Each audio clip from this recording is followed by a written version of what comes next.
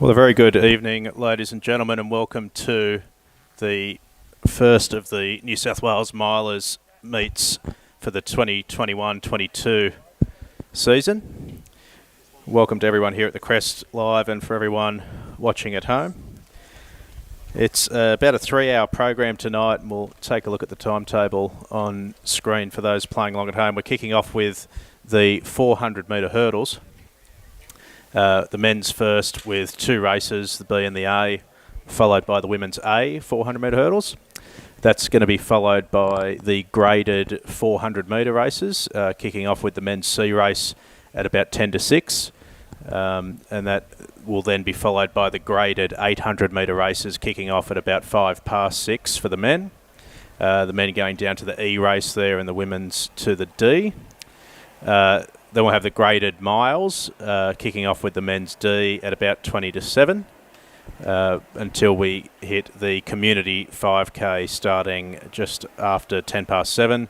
And from 7:45 till about 8:35, we have what is the main program of A races, kicking off with the 400 metres, followed by the 800 metres, and concluding with the women's and men's miles at the end of the evening. About 220 athletes here at the Crest tonight, and a big thank you to everyone for supporting the Milers Series and the event. And we're not too far away from a start in the 400 metre hurdles. We'll kick off with the men's B race. And for those watching on live stream, there's the start list there. 3 starters in this race. In lane number 3, Michael Foote from Parramatta City Athletics, coached by Justin Tarabine. In lane number 4, Matthew Hunt of UTS North's Athletics.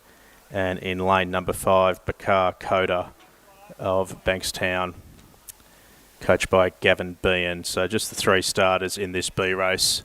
And there'll be obviously the junior heights for these boys, ages 18, 15 and 16 respectively. Yep, behind your box, please, when you're ready.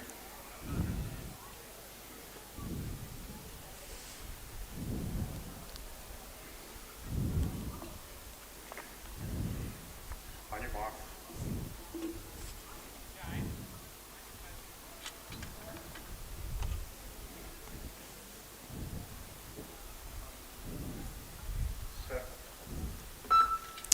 So it's vacant in lane number 3, no Foote starting. So just the 2 athletes in this one, Matthew Hunt and Bakar Koda of UTS and Bankstown respectively, 15 and 16 years old, so going over the junior heights.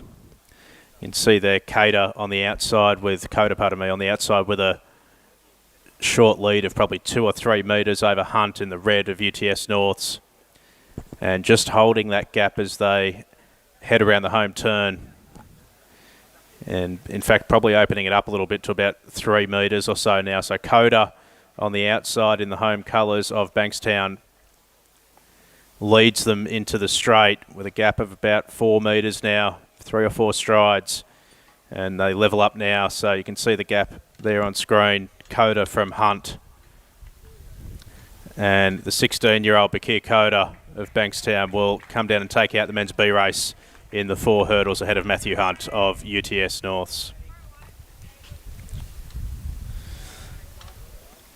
For those in the stadium and those watching at home, the live results link has been emailed to all of the competitors.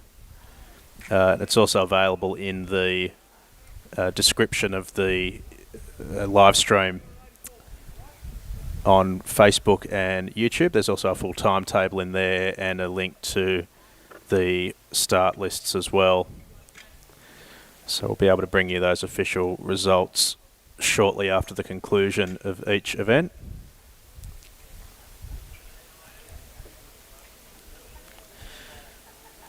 And not far away from a start now in the men's 400 metre hurdles A race, and the start list on screen for those at home. Matthew Bazanovich of Sutherland is the only non-UTS athlete in the field, And in the 5 lanes outside him, we have Jack McFadden, Mark Focus, Matt Crow, James Hunt, and Julian Lee, all of UTS Norths, in lanes 3 to 7.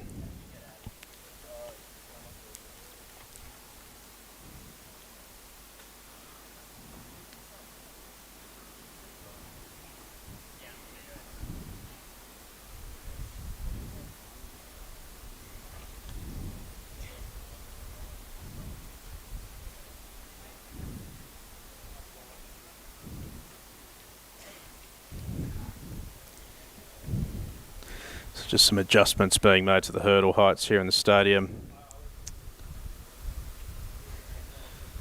Personal best in the field belongs to Mark Focus with a 51.53. And next on the list is Matty Crow with a best of 52.5 set at the state championships a couple of years ago in 2019, coached by Mike Hurst. Ron Bendel has James Hunt going around as well with a 58.5 seed time. And one of the juniors, Julian Lee, runs in the outside for UTS. He'll go over the 84 height.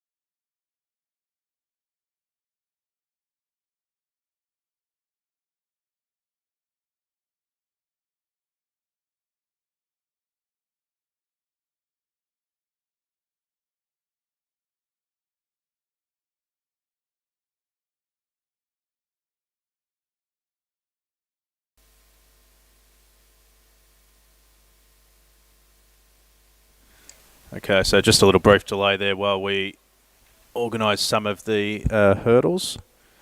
But back on now. So this is the A race of the men's 400 metre hurdles with Matt Bozanovic, Jack McFadden, Mark Focus, Matt Crowe, James Hunt and Julian Lee lining up in what is a UTS North's dominated event.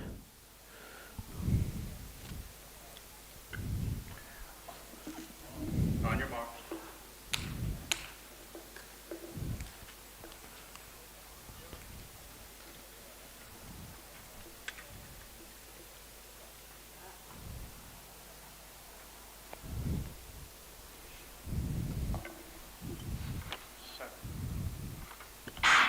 So off they go in the A race of the men's 400 hurdles.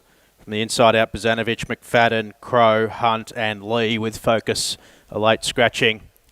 And Matt Crowe looks to be doing the best of the work down the back straight. Has opened up a comfortable lead.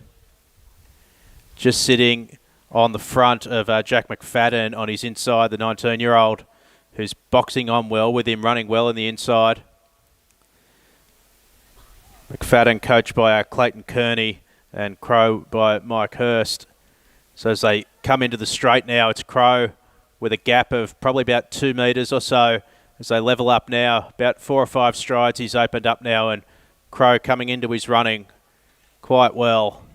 And will come down and take out the A race of the men's 400 hurdles as McFadden just faded a bit over the second half of that race. Good race going on for third. Bozanovic of UTS Norths is just going to get over the top of Julian Lee. Good running there in the men's 400 hurdles.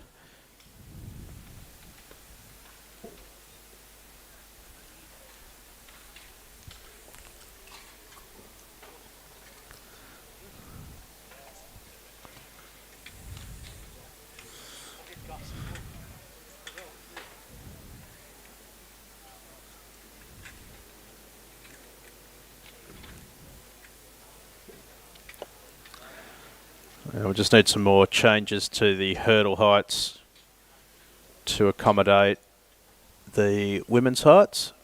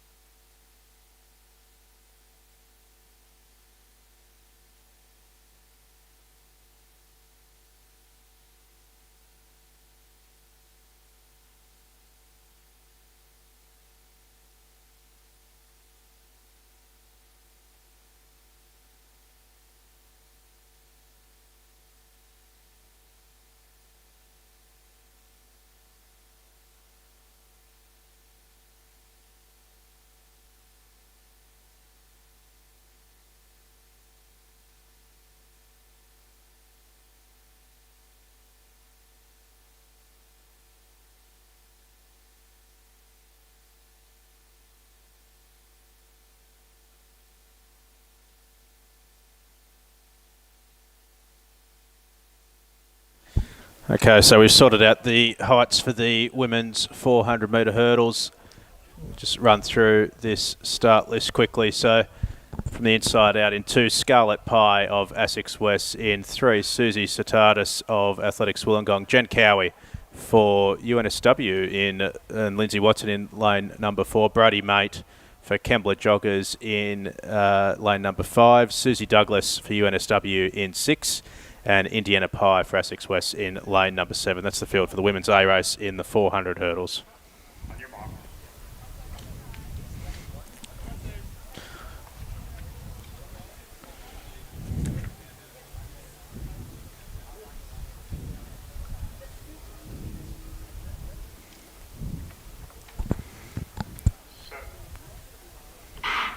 So off they go in the 400 hurdles for the women's. Jen Cowie away very well in the centre of the track in the black kit and will be the first over the first flight.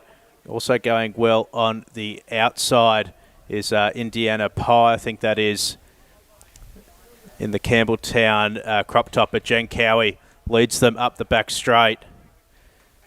And sitting on her outside is Brody Mate, who's run well for Kembla Joggers up into that second position. But Cowie running very strongly with a PB of 57.1 in Canberra last year. Just going well in front of Brody Mate with a PB a couple of seconds off that. So pretty good conditions here for the 4 hurdles. And Cowie swings around into the straight in the lead, just ahead of Brody Mate, who's now got a challenger on her inside in the form of Satardis for second. But Cowie out front in a class of her own.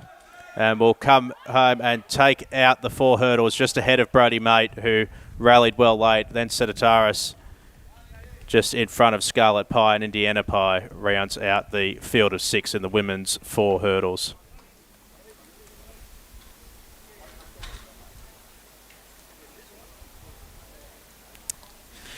Have some official results as well from the earlier 400 hurdles races. So again, these are available in the live results link that was emailed to competitors, and also in the link on the Bankstown Facebook page and in the live stream description. So Baker Coda taking out the first 4 hurdles race in the B race in a time of 61.02, and Matt Hunt second for UTS Norths with 62.23. And in the A race, confirmation of Matt Crow's win in 53.92. So just about a second outside of his personal best. Jack McFadden second in 57.71. Matt Bozanovic of Sutherland third in 62.21. And Julian Lee of UTS Norths fourth over the line in 62.77. Those are the results from the men's 400 metre hurdles races, and we'll bring you the women's as soon as we have them. So they'll clear the hurdles off the track now, and we'll move on to our graded 400 metre races. We're down to C in the men's and B in the women's. So I have the men's C race followed by the women's and men's B. That'll take us through to just after 6 o'clock, and we'll move to the 800 metres.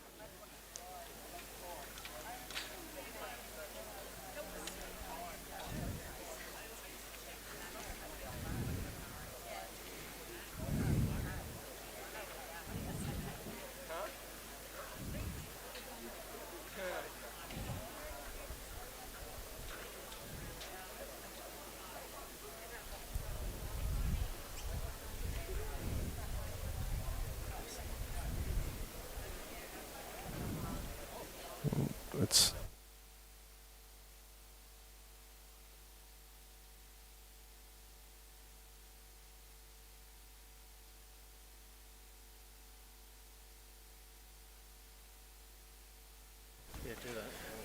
so just a reminder for those here in the stadium, there's no announcements for marshalling during the night, so it's your responsibility to be down at the marshalling area at the front of the grandstand 15 minutes prior to your event. So everyone in the graded 400 metre races should be down there now. And the 800 graded races, starting with the men's E race, should be starting to think about wandering down there as well.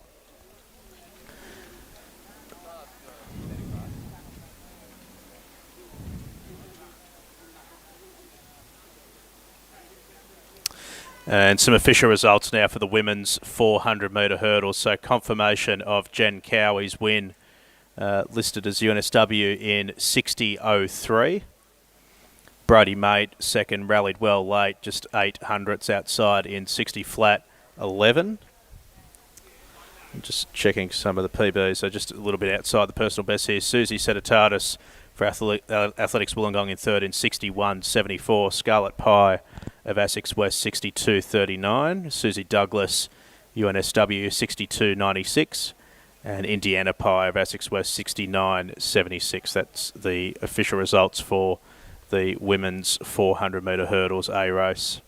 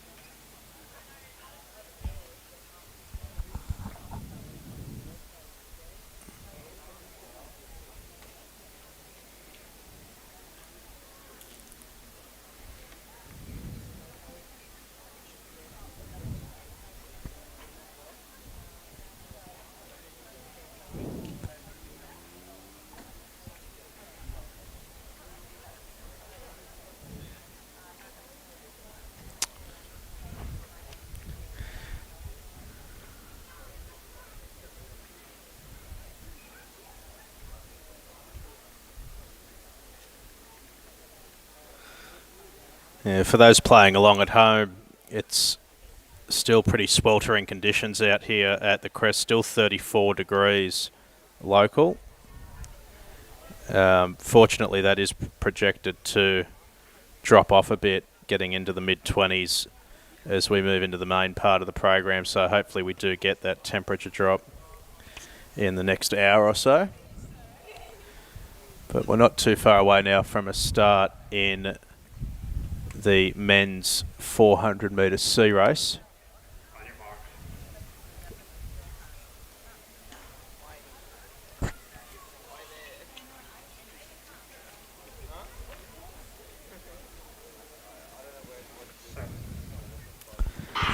And off they go in the men's 400C. So Lachlan Wheeler on the inside for Sutherland. A vacant lane outside him before Gregory Littlewood of Campbelltown, and then Rick Chapman of Southside Masters, and Adrian Williams on the outside as well, I think, for Sutherland. So up the back straight, and it looks like the Campbelltown singlet of Greg Littlewood is moving up strongly just in front of, I think that's Adrian Williams in the Sutherland singlet on his outside. So Littlewood with a seed time just under 60 seconds of 59.25. Coached by Greg Southby, part of the Team TGS group. And he's going to lead into the straight by about 5 metres or so to Adrian Williams on his outside for Sutherland.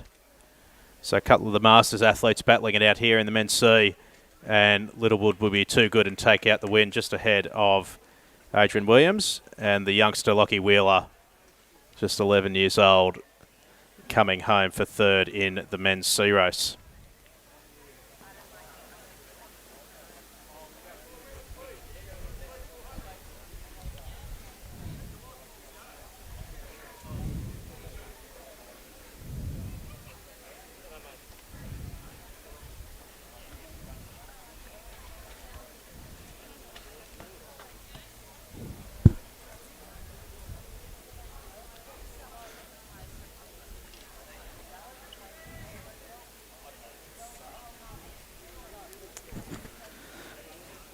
So on screen there now for the women's 400 metre B race.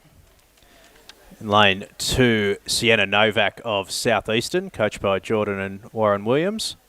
In lane 3, Alar Andrist of Asics West, the first of a trio of West athletes in this field, along with Isra Artist, her sister, I'm guessing, in 4, and Emma Whedon in 5, coached by Danny Andrews.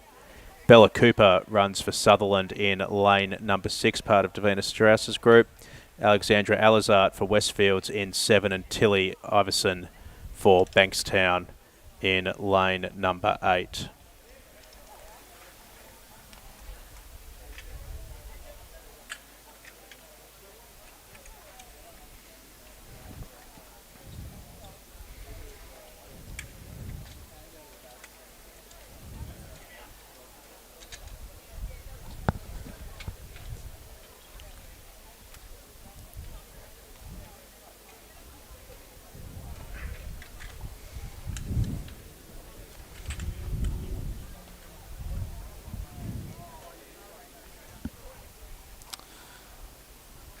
So I think we're just missing the one athlete from the start list here, being Bella Cooper of Sutherland in lane number 6. So that looks like it'll be vacant, but otherwise a full contingent here in the women's B race for the 400 metres.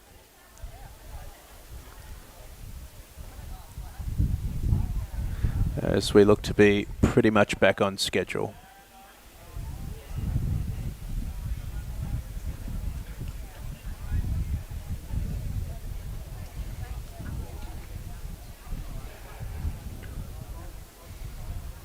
On your mark.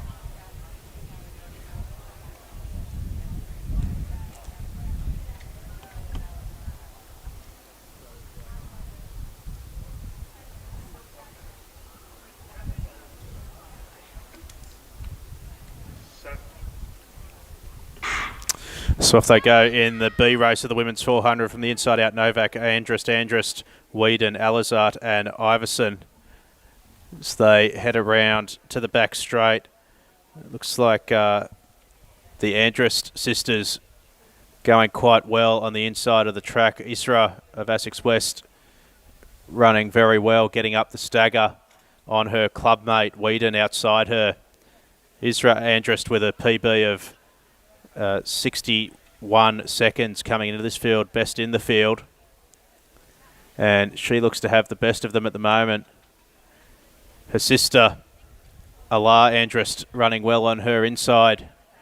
So it'd be the Andrist sisters and a trio of Essex West athletes that lead into the straight. But in lane number 4, Isra Andrist just got the better of her sister now on her outside. Emma Whedon starting to come back at her. Andrist trying to hold on, and Whedon coming at her late, and I think Whedon will run over the top of her late. So well-paced run from Emma Whedon to take out the women's 400 just ahead of her clubmate Isra Andrist and Alar on her inside.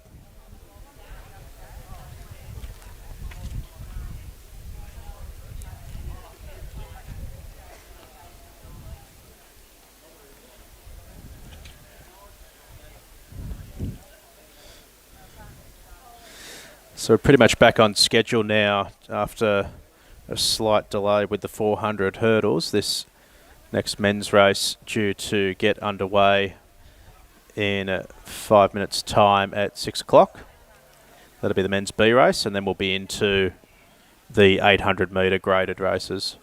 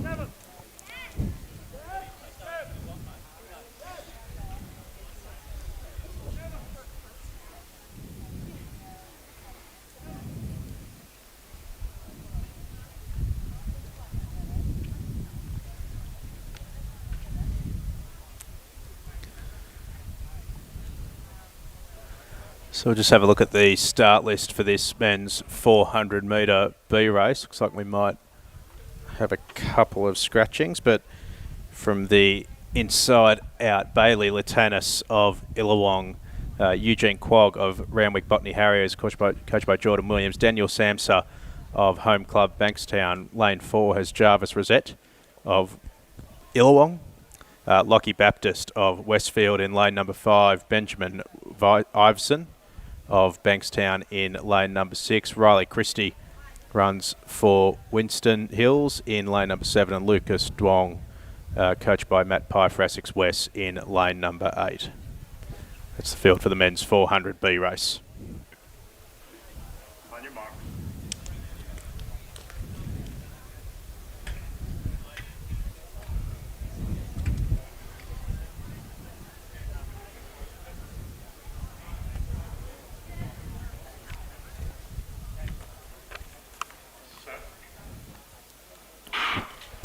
So cleanly away in the men's 400B. Fast starter from Illawong, Jarvis Rosette. The 15-year-old with a PB 51.69 comes into this race with the fastest seed time, and unsurprisingly has already picked up the stagger on some of those athletes outside him. In fact, he's streaking away down the back straight, has picked up the stagger on the entire field. Now running well for Bankstown back on the inside is Daniel Samsa in that new kit, as is his clubmate Benjamin Iveson on the outside. Also going well for Westfields is Lockie Baptist, but Jarvis Rosette is off and gone for Illawong with a lead of about 10 metres or so as they swing into the straight. Got the shades on, hot track here. A well-timed run from the Bankstown athlete behind him, Samsa, but Rosette's put too much of a gap into them early and will come down and take out the B race ahead of Samsa. And then the Westfields athlete Baptist on his outside just beating home Ben Iveson. Then came Duong and Quagg of Essex West and Randwick, respectively. But good running there in the men's 400-metre B race. Have some results as well from the men's C race in the 400. Confirmation of Greg Littlewood's win in 59.20. Adrian Williams of Sutherland second in 60 flat 15. And Lachlan Wheeler of Sutherland rounded out the field in 64.45. Also have confirmed results in the women's 400-metre B race with Emma Whedon of Essex West getting over the top of Isra Andrist in what was a strong front-running performance till the back half. 63.46 for Whedon and 64.12 for Isra Andrist. Alexandra Alizart was next over the line for Westfields in 64.85. Alar Andrus of Essex West in 64.99. Sienna Novak of South East in 65.69. And Tilly Iverson of Bankstown in 66.85 rounded out the field.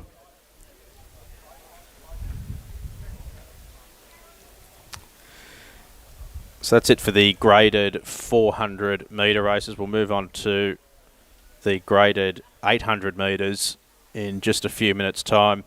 A good roll up here in the men's in particular, all the way down to the E race in the men's 800.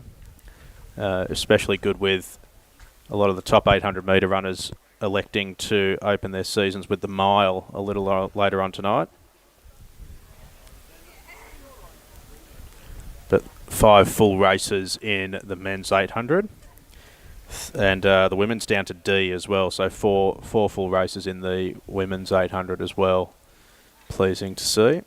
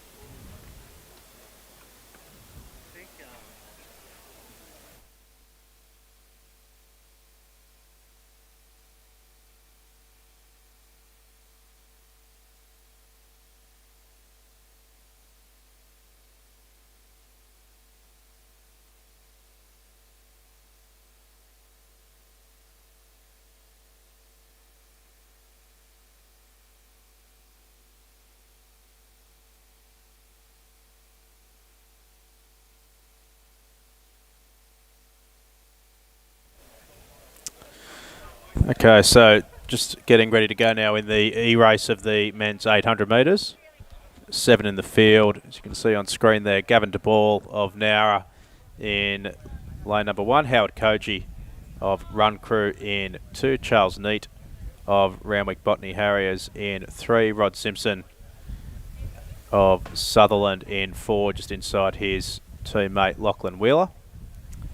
In 5, Zane Graham of Bankstown in 6, and Ben Westwood of Westfields, coached by Brett Matheson, in lane number 7. It's a good field there in the men's 800 metre E-race. A lot of these athletes around the 2:20, 2:30 mark.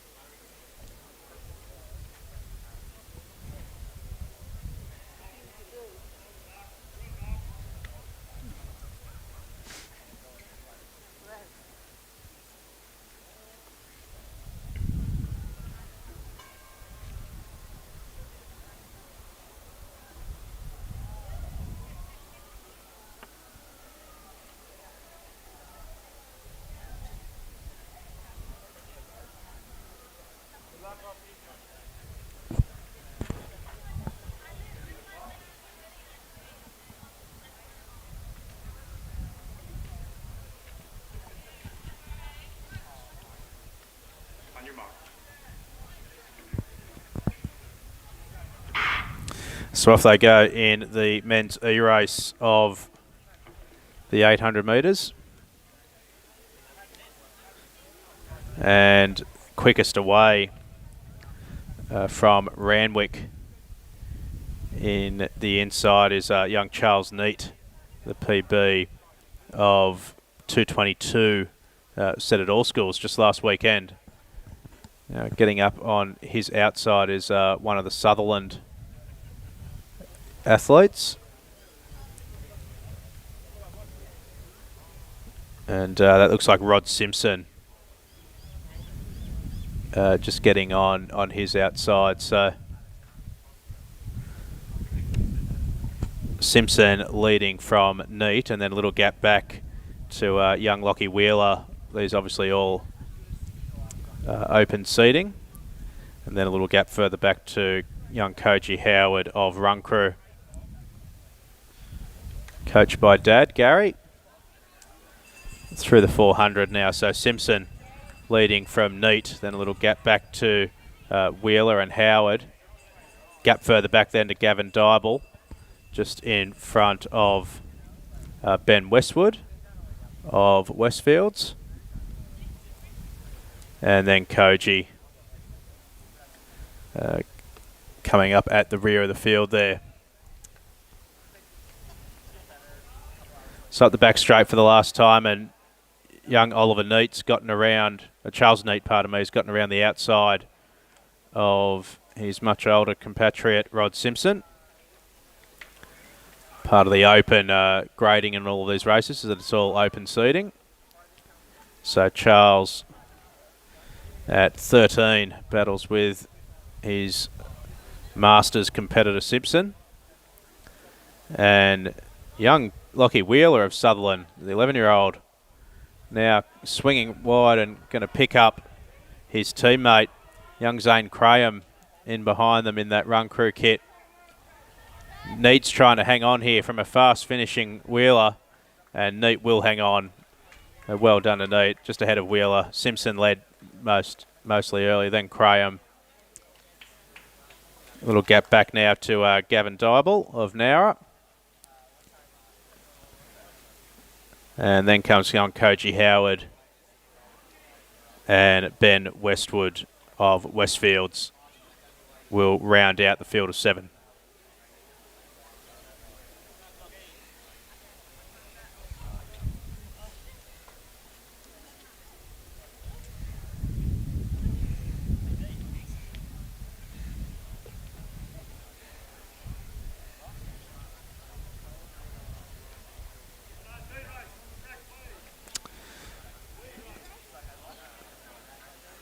So they're calling out the D race now.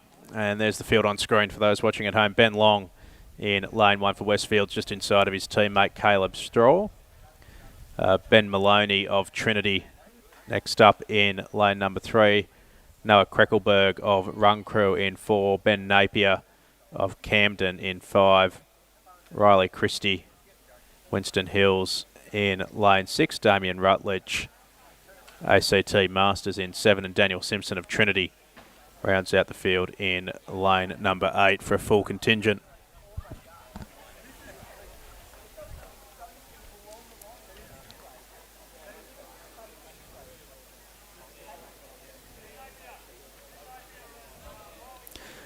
Well, we're waiting for this to get going. We've just got a quick results in the men's 400 metre B race.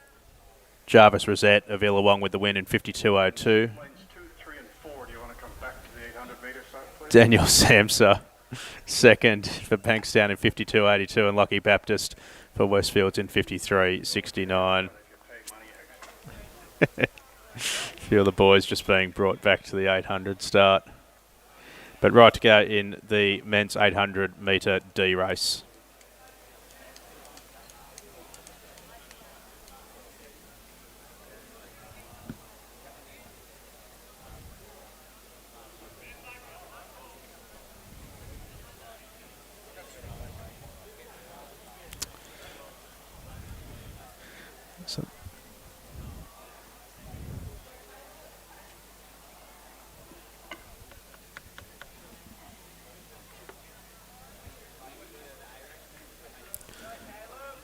So I think we've just got one more coming into this field. Yep, so Riley Christie takes his spot. Ben Napier looks to be a scratching. So that should now be a field ready to go in the men's 800 metre D race.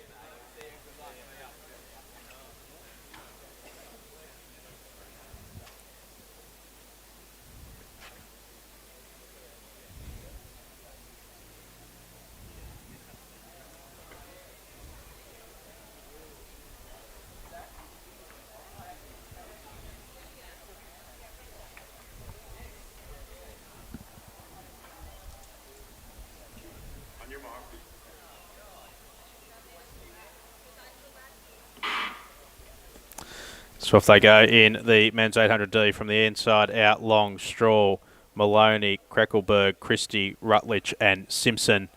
And from Trinity, it's Ben Maloney shooting to the front of the field early, just on in front of Noah Kreckelberg of Run Crew on his outside. So a bit of a gap opening up already. Riley Christie of Winston Hills, the 14-year-old, looking to get up in behind them. And then comes Long and Stroll of Westfields, just in front of Rutledge of the ACT Masters. So they're pretty strung out through the first 200. And a good battle at the front here between Maloney and Krecklenberg of Run Crew, the teenager and the 20-year-old respectively. And the older Krecklenberg just goes to the front now for Run Crew. PB of 205 against Maloney's 205, set at all schools just last week. So both these athletes very well matched. Through the bell in about 62-63. So Krecklenberg leads Maloney. Then a little bit of a gap back to Stall of Westfields. And then comes Riley Christie, but very well strung out as they head up the back straight for the last time. And Krecklenberg looking to break that personal best of 205, runs through the 600 in about 93 seconds or so. So definitely personal best territory here for Krecklenberg. Maloney now being challenged by Caleb Stall for second, and Stall goes past him. So definitely a PB on here for Krecklenberg if he can hang on to this. 1:51.52 as he comes into the straight. 2:05 is the time we're looking for. Stall coming after him as well with a PB of 2:09. Krecklenberg coming down to the line now. Might just miss that PB. About 2:05, 2:06 unofficial. Straw being challenged by Maloney for second and may have actually given that up. And Damien Rutledge over the line in fourth. Rutledge, pardon me. Ben Long now for Westfields, the 13-year-old, through in about 2:23, 2:24. Then Riley Christie coming over the line, struggled in the last lap after starting strong. And rounding out the field is young Dan Simpson of Trinity, running in what I think is a Sutherland singlet, but that's the full field for the men's 800 metre D race.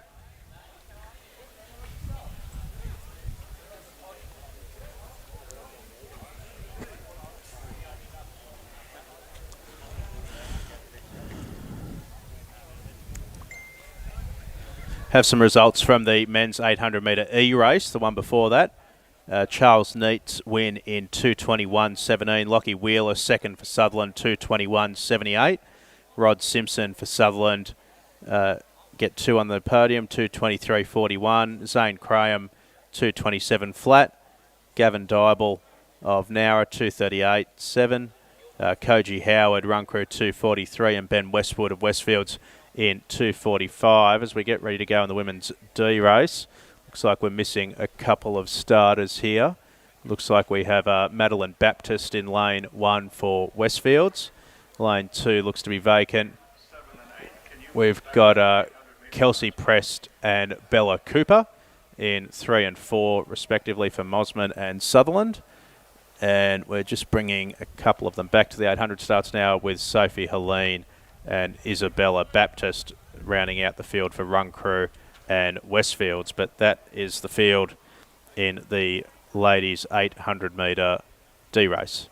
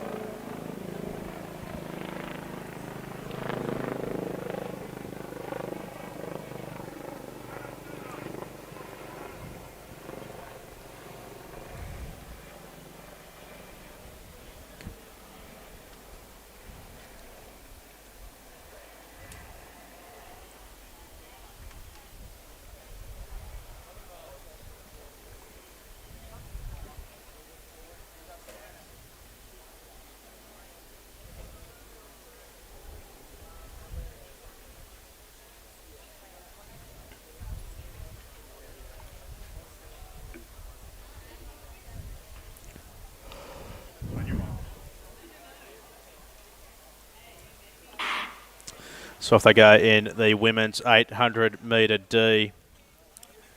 The inside out, Madeline Baptist with a vacant lane on her outside. Then comes Kelsey Press, Bella Cooper.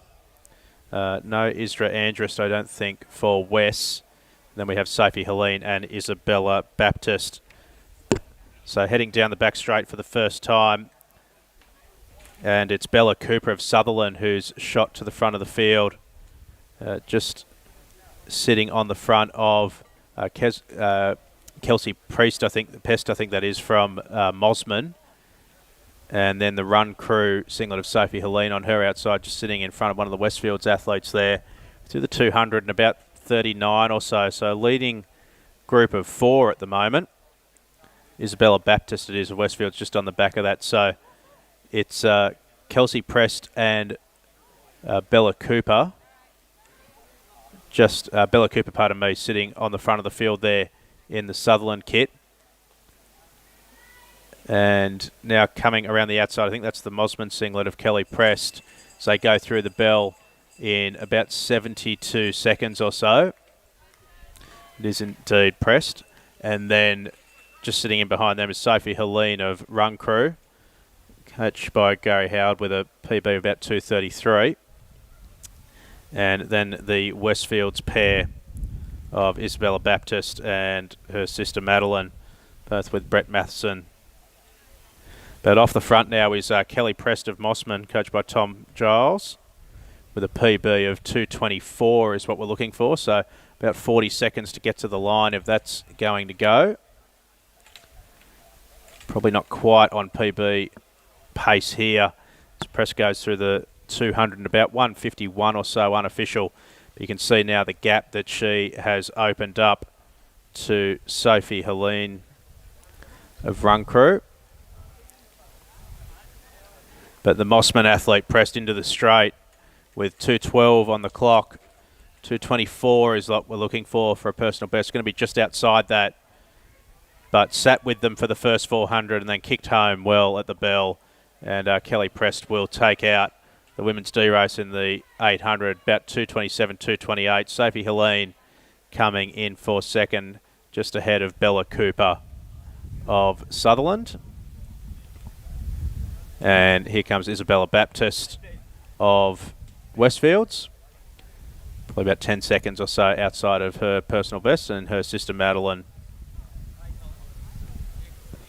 also with Brett Matheson at Westfields comes home to round out the field in the women's 800 in about 2:59.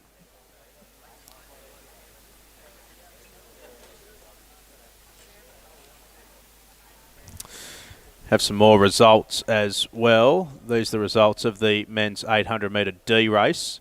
Confirmation of Noah Krecklenberg's win for Run Crew in 2:05.91. Ben Maloney of Trinity second in 2:10.44. Caleb Strahl of Westfields third in 2:10.52. Damien Rutledge, the ACT Masters 2:15. Ben Long of Westfields 2:24. Riley Christie of Winston Hills 2:29. And Dan Simpson of Trinity in 2:31. That the results of the men's 800 metre D race. Move on now to the men's 800 metre C and quickly run through this start list. So Nathan Moody of Bankstown in 1, coached by Michael Dooley. Corey Deneen of Sutherland in 2. Matt Joyce of Cherrybrook, part of Lindsay Watson's group, in lane number 3. Oliver Vidic, try running, part of Des Proctor, making the trip up from Canberra in 4. Paul Raptis with Lindsay in 5. Cameron Burnett of Run Crew for Benny Saint in lane number 6. Dominic McGrath, Randwick Botany, part of Jeremy Roth's group in lane number 7. And Ryan Kuzner of Gundera Athletics Club with the 3 coaches, Brian Daly and Faye and Stuart Todd, rounds out the field in lane number 8. That's it for the men's 800 metre C race.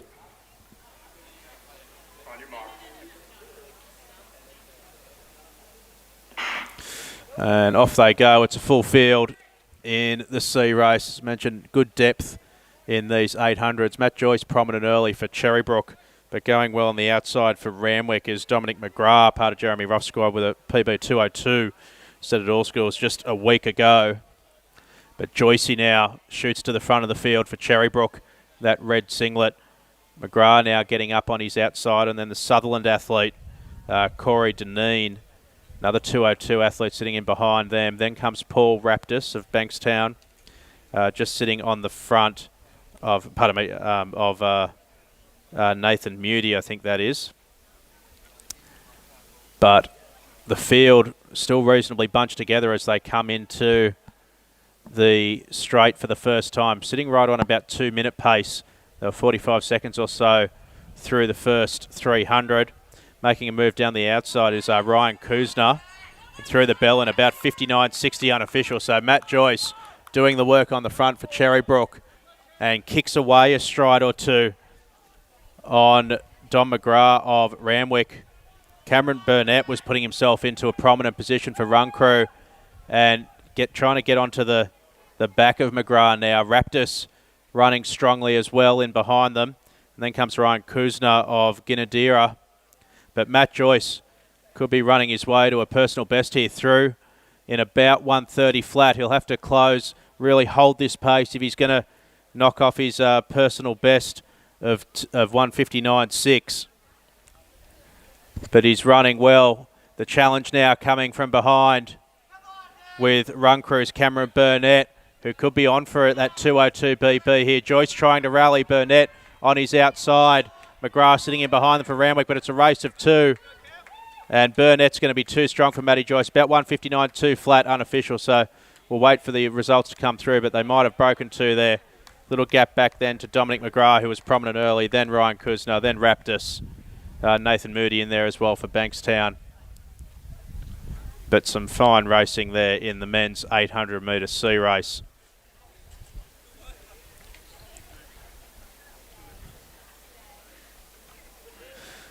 have some results from the women's 800D race, official now.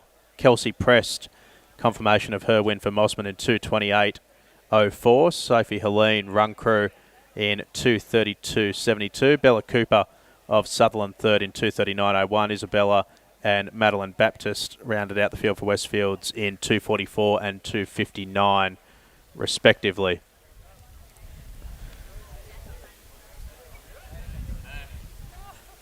Move on now to the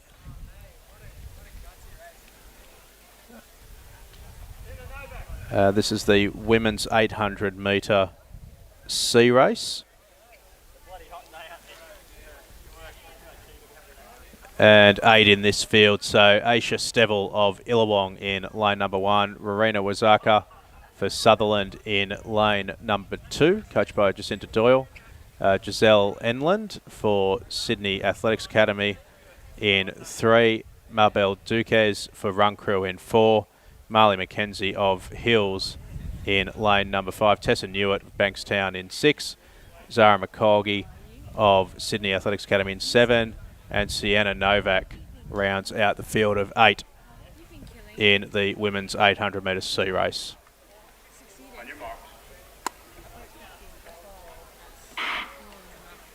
So if they go in the women's 800 metre C, another full field, and it's a very fast start from young Rowena Waswaksa of Sutherland in lane number 2, and she's shot to a position of prominence early, just getting around the shoulder of Giselle Enland, Sydney Athletics Academy, but over in the centre of the track, I think that's Maybelle Dukes of Run Crew, who's shot right to the front of the field.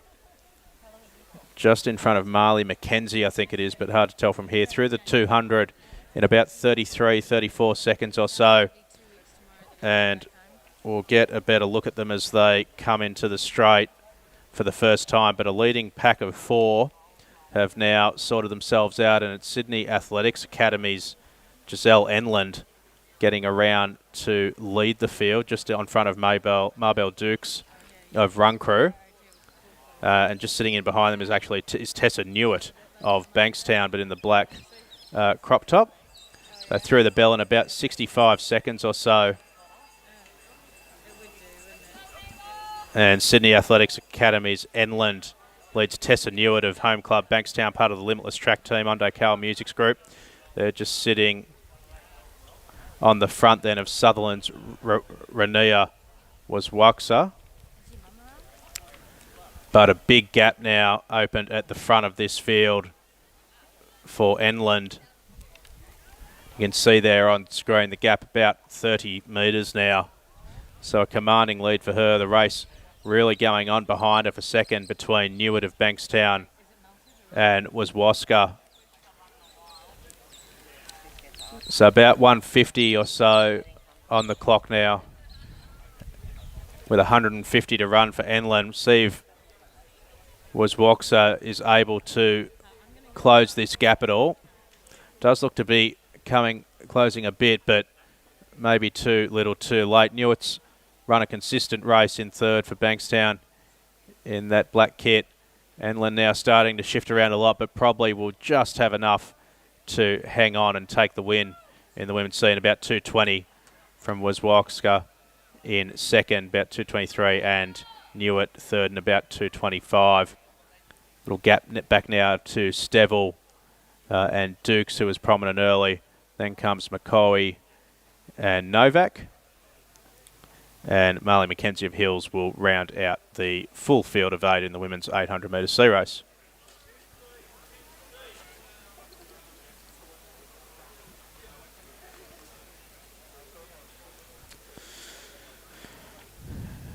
Some more results now in the men's 800 metre C race. Cameron Burnett, confirmation of his win for Run Crew in 1:59.94. Matt Joyce did all of the work out the front for Cherrybrook, 2 flat 18. He'll be happy with that. It's season best for Joycey. Dominic McGrath of Ramwick in 2:02.38. Ryan Kuzner from Ginadira, 2:03. Paul Raptis, Bankstown, 2:04. Nathan Moody, Bankstown, 2:04. Corey Deneen, Sutherland, 2:04 as well. So the 3 boys together there. Oh, and Oliver Vidiak rounded out the field for try running with a 2:14. Have a look now at the start list for the men's 800 metre B race. And again, a full field here. Zachary Plecartis for Trinity in lane number 1. Oliver Neat for Randwick Botany, part of Jeremy Roth's group in 2. Jade Kitching of Coffs Harbour Track and Field making the trip down. Jaden Gill of the King's School. Jacob Todd of Ginadira making the trip up from Canberra. Adam Williams of Bankstown, part of Onday Carl Music's Limitless Track team in 6. Brady Elborn and Ben Thomas are both for Randwick Botany Harriers in 7 and 8. William Dybel and Jordan Patterson round out the field for Nowra and Armidale on the outside of the track. Assuming they have in fact done it that way. Apparently there's some confusion over sign-in. Aaron was hoping you could announce that. Yeah, okay. Bring you in after this.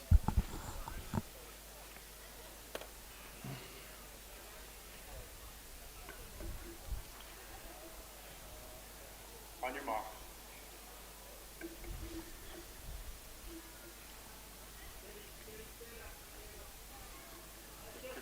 Just relax, guys. On your mark.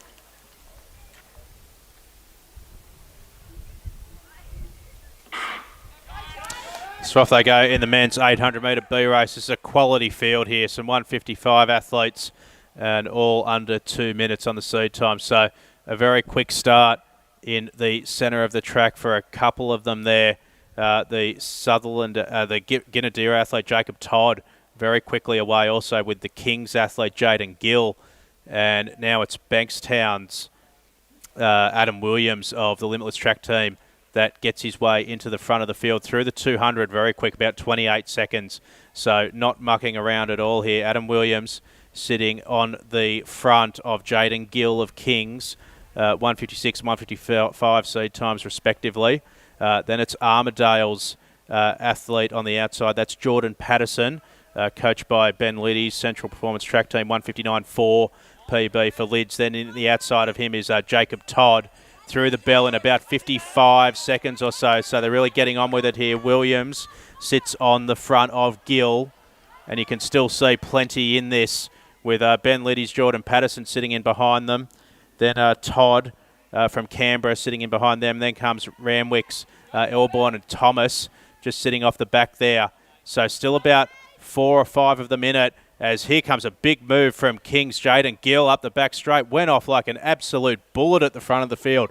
Through the 200 with about 1:25 on the clock. This is a remarkable move from Jaden Gill, who's opened up a gap of about 20 or 30 metres or so in the space of about 100. Let's see if he can hold it as they swing around to the straight.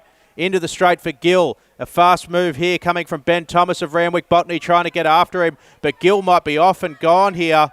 He's got a PB of 155, and he's going to go very dangerously close to that, maybe just outside, but Gill gets it from a fast-finishing Thomas. Jade Kitching judged the race well and came home third for Coffs Harbour. But an exciting B race in the men's 800. Some fine running from the boys there.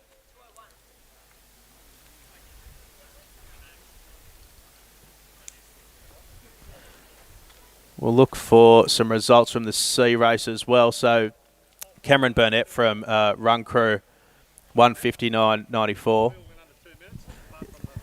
Thanks, Dave. So the whole field there in the Ben's B race under the 2-minute barrier. So good sign of the depth here.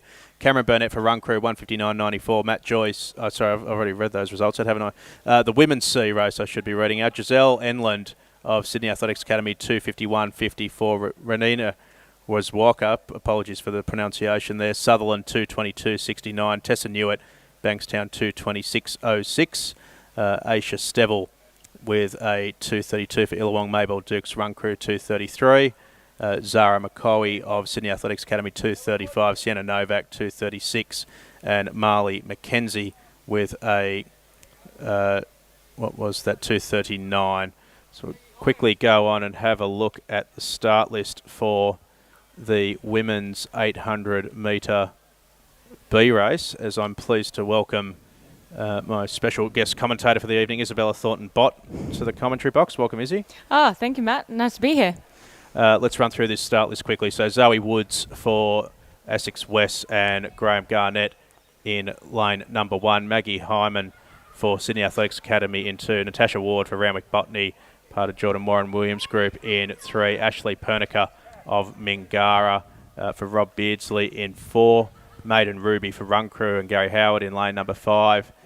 Barney India of Athletics Wollongong and Rob Marks in 6. Kira Tui of Sutherland in 7. And Maggie Hyman rounds out the field for Sydney Athletics Academy in lane number 8 in the women's B race for the 800.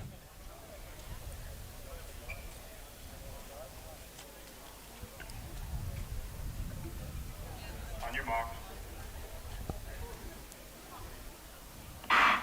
So off they go in the women's 800 metre B race here. Very quick start from Ashley Pernica of Mingara in the centre of the track. Just the one scratching, I think, of Maggie Hyman, who's been listed twice, but she's on the outside. So it's, I think that's the Randwick singlet, the crop top, I should say, of Natasha Ward, 216 athlete, just moving her way into the lead. A quick move as well from Ashley Pernica of Mingara, getting up on the shoulder of, I think that's Zoe Woods of Essex West.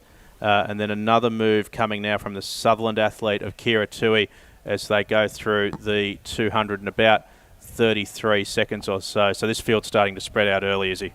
Yeah, absolutely agree there, Matt. Like I say, they've already got a nice spread out going all the way from leader up to, I can't quite make out who that is right up the back there. I think that's India Byrne right there. But they've got a nice spread going out. It looks like they're all settling themselves into a rhythm there. You've got Ashley, who's just perched on the shoulder there of the Sutherland athlete, who, I'm sorry, I'm not quite familiar. Kira, there we go. As we come into the final lap. So about 65 through the bella. So Natasha Ward has a personal best of 2:18 set at this meet last year. So if she's able to hold this pace, she'll be right on personal best schedule.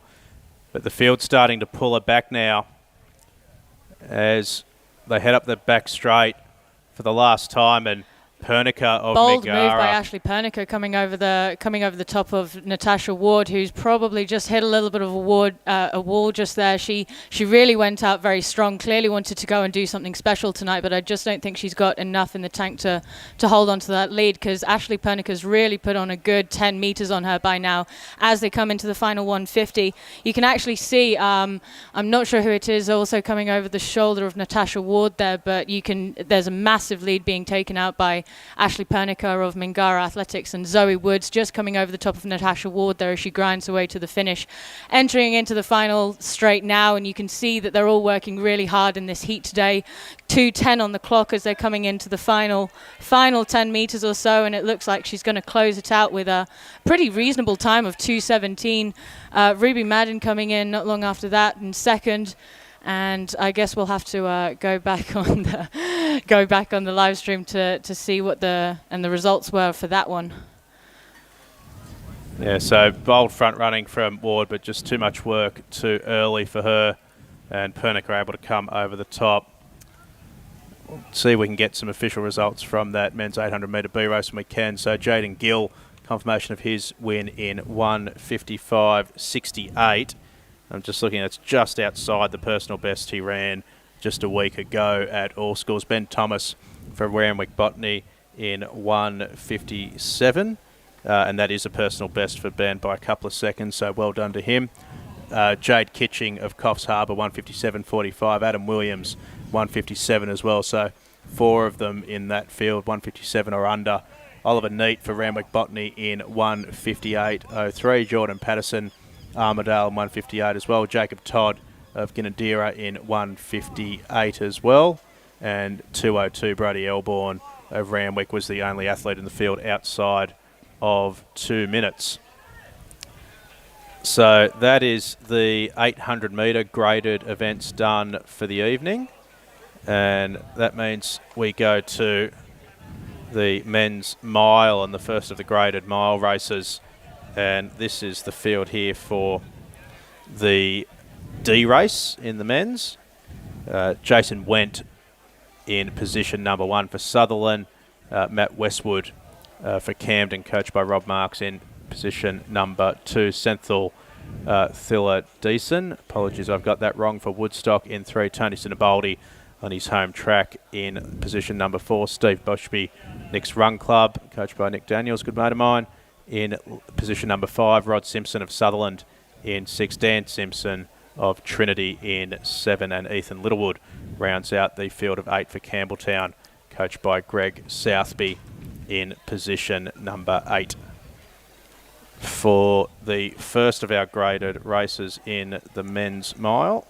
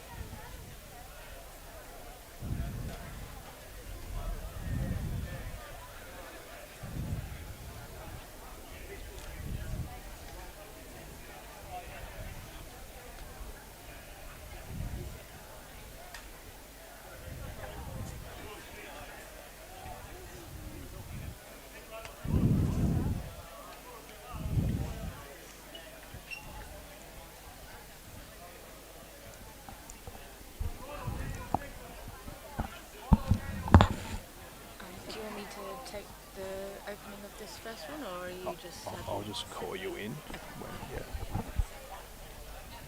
If I need to cut over the top here, I'll just put my head on your shoulder or something. I'll try and tee you up this one second. Can you hear yourself through this?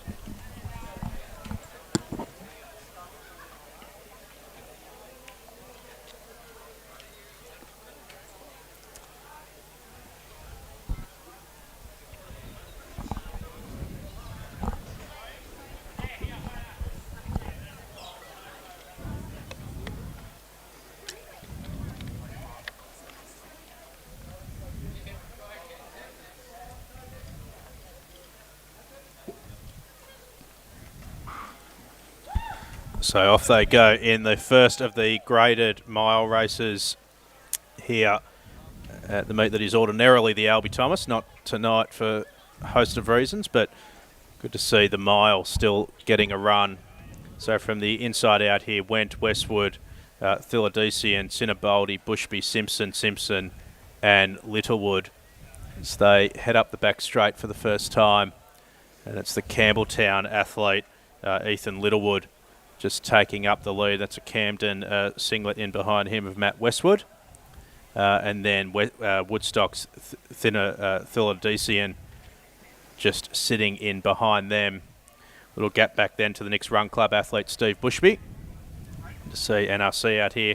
And then Tony Sinaboldi of Bankstown just sitting in behind them as they head into the straight.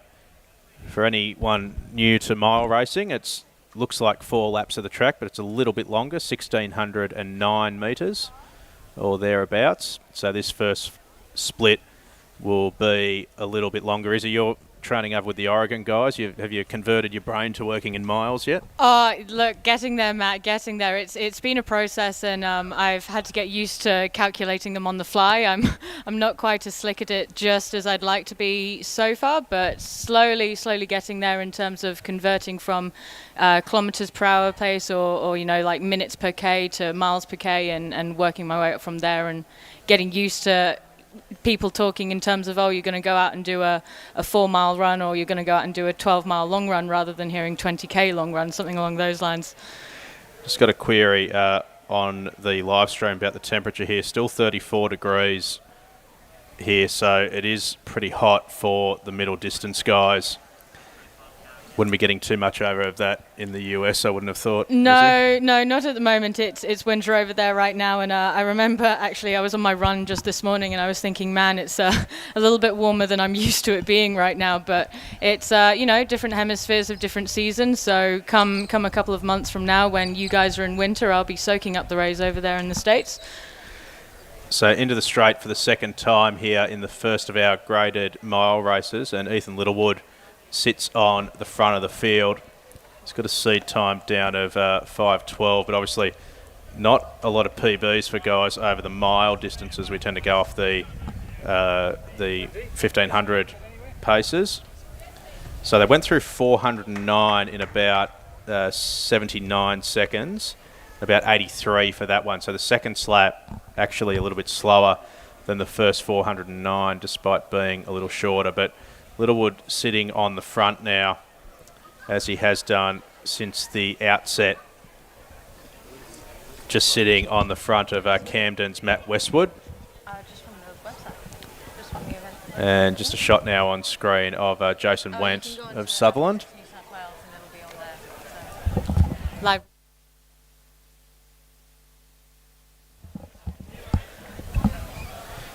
So up the back straight for the third time now, and that's Nick's Run Club. Steve Bushby just starting to move around the shoulder of Matt Westwood of Camden. And Bushby, part of the recreational running group, Nick's Run Club, meet 6 o'clock in the city on a Monday night. Usually, I think they're still not at the Art Gallery now behind the State Library. But big group of recreational runners there with Nick's group. And Bushby is going to pick up the bell just outside 4 minutes, which will be the time for some of our leaders a bit later on tonight. But for the time being, an 82 for Bushby on the front of that field, just ahead of the early leader, Ethan Littlewood. And Izzy, looks like these two might have a bit of a battle over the last 400. Yeah, I'm just looking over looking over the table here at the moment, and those two have started making a little bit of a move on the pack. That being said, you can just about make out, I think it's Tony Sinibaldi of Bankstown, just trying to close that gap a little bit as they enter into the final 250 metres. And it actually looks like Ethan's managed to regain the lead as well, and put a little bit of distance in on Nick's athlete. Beg your pardon, guys. This is one of the first times commentating. I'm not quite as slick at it just yet. But Steve closing it out in second, and he's just actually being taken over by Bankstown athlete as they come into the final few hundred metres of this. Actually really impressed with, especially with the temperature going on. This is not easy to run out here tonight when it's as warm as it is at the moment. And Ethan's actually been doing a really, really good job of pacing himself and taking it. But it actually looks like, if you see around the corner there, Senthil making a massive move to move him into second just in the final 100 metres. So about 5:19 there for the strong winner in Ethan Littlewood, who did a lot of the early work before being challenged by Bushby, but did enough to get home and take out the win. Senthil Thiladison, a quick finisher for Woodstock, to get his way up into second place as well. But they ran pretty even in the middle part of that race after a relatively quick start. You get a good shot here, actually. There's about half the track now that's in the shade as the sun starts to go behind the grandstand. So there is some relief out there, but still very toasty down the back straight. And this is Jason Wendt of Sutherland, one of our Masters athletes. The PB of 6:22. So this is actually going to be a PB for Jason. Just outside of 6:12, 6:13 unofficial. So well done, Jason. Ran that time at the Illawarra Track Challenge, which is, of course, the state mile championship these days. So a lowering of the PB for Jason. I think we've got some results from that race a little while ago. This is the women's 800 metre B race with Ash Pernica running very strongly to win in 2:17.94. Ruby Madden of Run Crew second in 2:19. Natasha Ward third for Renwick Botany in 2:20. Kira Tui for Sutherland in 2:20 as well. Zoe Woods for Essex West in 2:20. And the fourth athlete to run 2:20, Maggie Hyman of Sydney Athletics Academy, and India Bine rounded out the field for Athletics Wollongong in 2:28. Now, for those in the stadium, just a reminder again that it's your responsibility to be at the marshalling area at the front of the grandstand about 15 minutes before your race. We're not announcing individual races, so you just need to be aware of the time of your race and make your way down there 15 minutes prior. So this is the start list now on screen for those watching at home for the men's C race in the mile. And Shay Casillas of Westfields in position number 1, Peter Link and Josh Thompson both make the trip from Byron Bay. Had a run with those guys a couple of weeks ago. They've made the trip down to run in positions number 2 and 3. Harrison Jerd of Sutherland, part of Jordan Anderson's group, in position number 4. Earl O'Brien of Essex West with Rod Spilling in 5. Byron Darby of Sutherland and Ollie Baker of North Canberra Gungahlin. Another one of the athletes who's made the trip up the Hume Highway. Anthony Downs of Sutherland runs in position number 8. Martin Smelly of TRT Running, Gary Mullen's group, in 9. Darren Purcell of Athletics East and the old Sean Williams group there in position number 10. And Andrew Cross of Sutherland and James Healy of Sydney University, the All Whites, round out the field of 12 in the men's C race for the mile, as they are lined up and ready to go. So off in the men's C race, as we've just lost our camera person. Apologies, Bryony comes dashing back. So for those on the stream, just stick with us for a moment. For those, good advertisement for coming out to the track. So Sutherland's, I'll get the right start list in front of me. So off in the C race, and a couple of Sutherland athletes here, just trying to make out who that is at the front of the field. I think it might be Andrew Cross with that seed time of 4:40, but we'll have a look as they come around behind them. James Healy of Sydney University then sitting in behind him with the sunglasses on there. And you'll get a good shot here on screen of they're over in the sun on the back straight, but now coming into the shade. So just an example of what I was talking about earlier, with about half the track being in the shade. And then sitting in behind them is Martin Smelly of TRT Running. Izzy, how much relief does that give you on a hot day? I mean, it's 34 degrees ambient temperature. It'd be roasting hot in the sun over the back straight. How much relief does that bit of shade give you? Oh, it's massively significant when you're racing. You just want to. I personally just want to settle in, and I want to keep focused in on the race itself. So when you do get a little shady spot, it's a game changer for the actual race itself, because you've gone out from the harsh sun, and you know this is Australia. It is harsh and 34 degrees. You feel it when you're out there on the track. So they went through the 409 in 71 seconds or thereabouts. We'll have a look when they come around the 800, see if they've been able to hold that pace.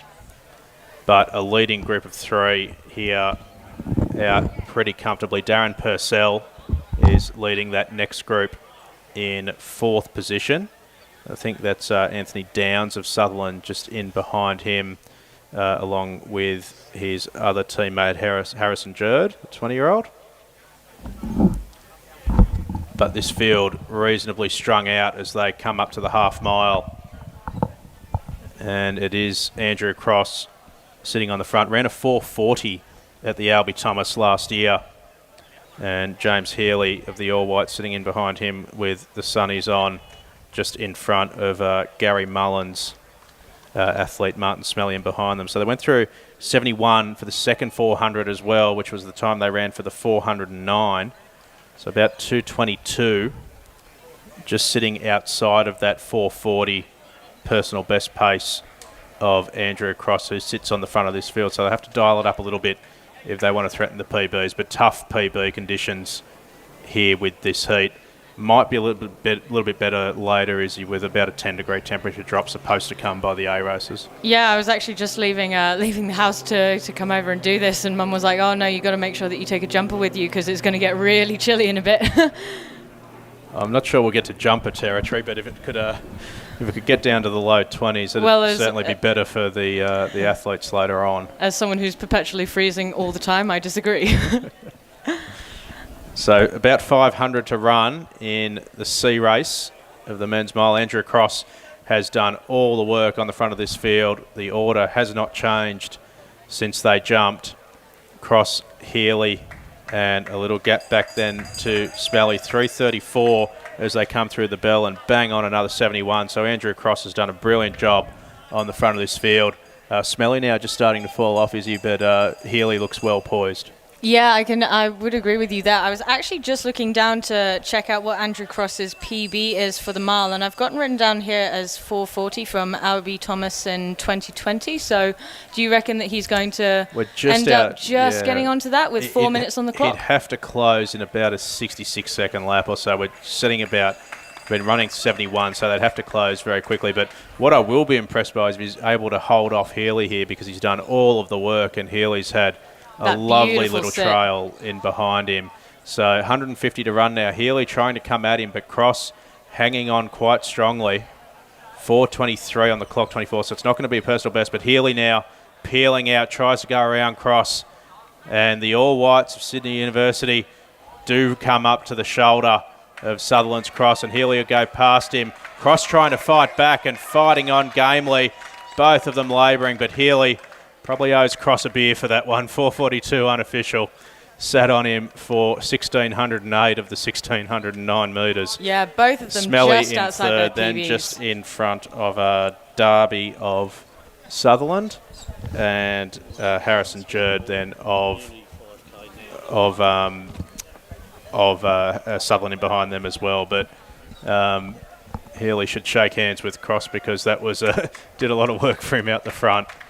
And coming over the line now is Earl O'Brien of Essex West. Over the line. For those in the stadium, if you're in the community 5K, can you please get your way to the marshalling area? Actually, pardon me, there's a Westfields athlete just coming in here, Shay Casillas, the youngster, just outside his PB as well, about 15 seconds. Not bad in these conditions at all, but with a seed time of 5:11. That's good running for the youngster, just 11. Hello, women's C mile. So, yeah, for those in the stadium, if you're in the community 5K, can you please come down to the start-finish area, not the 5K start, but the start-finish area in front of the grandstand to sort out your hip numbers.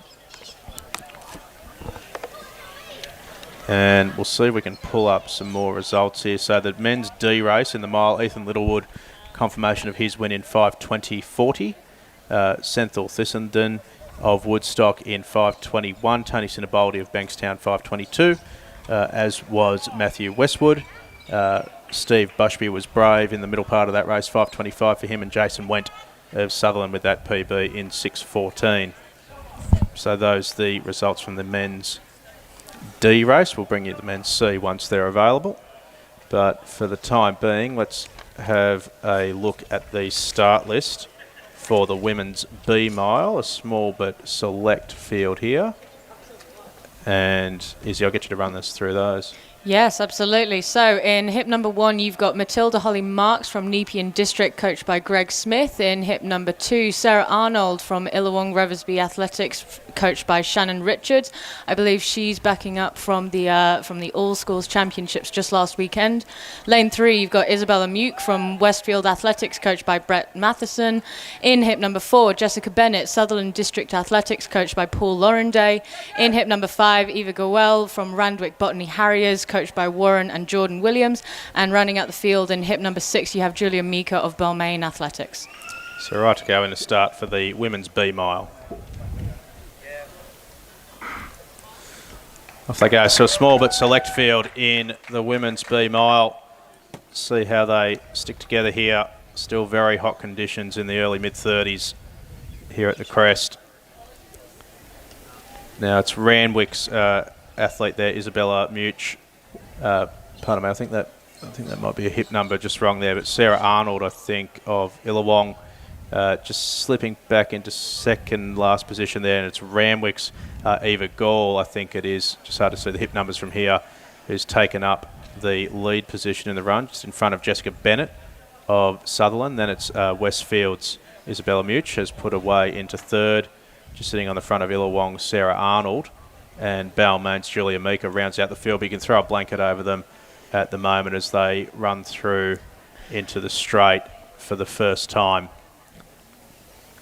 And this leading pack of two, Izzy, in the form of Gall and Bennett happy to run side by side at this stage, which would indicate the pace isn't too hot just at the moment. Yeah, not just at the moment, but yeah, Jess and Eva look very comfy just sitting on the back there, and there's a nice little pack just forming up behind them. It will be interesting to see how that develops later on into race. You can already see they've sort of closed the gap a little bit, and like you said, you could throw a blanket over that field.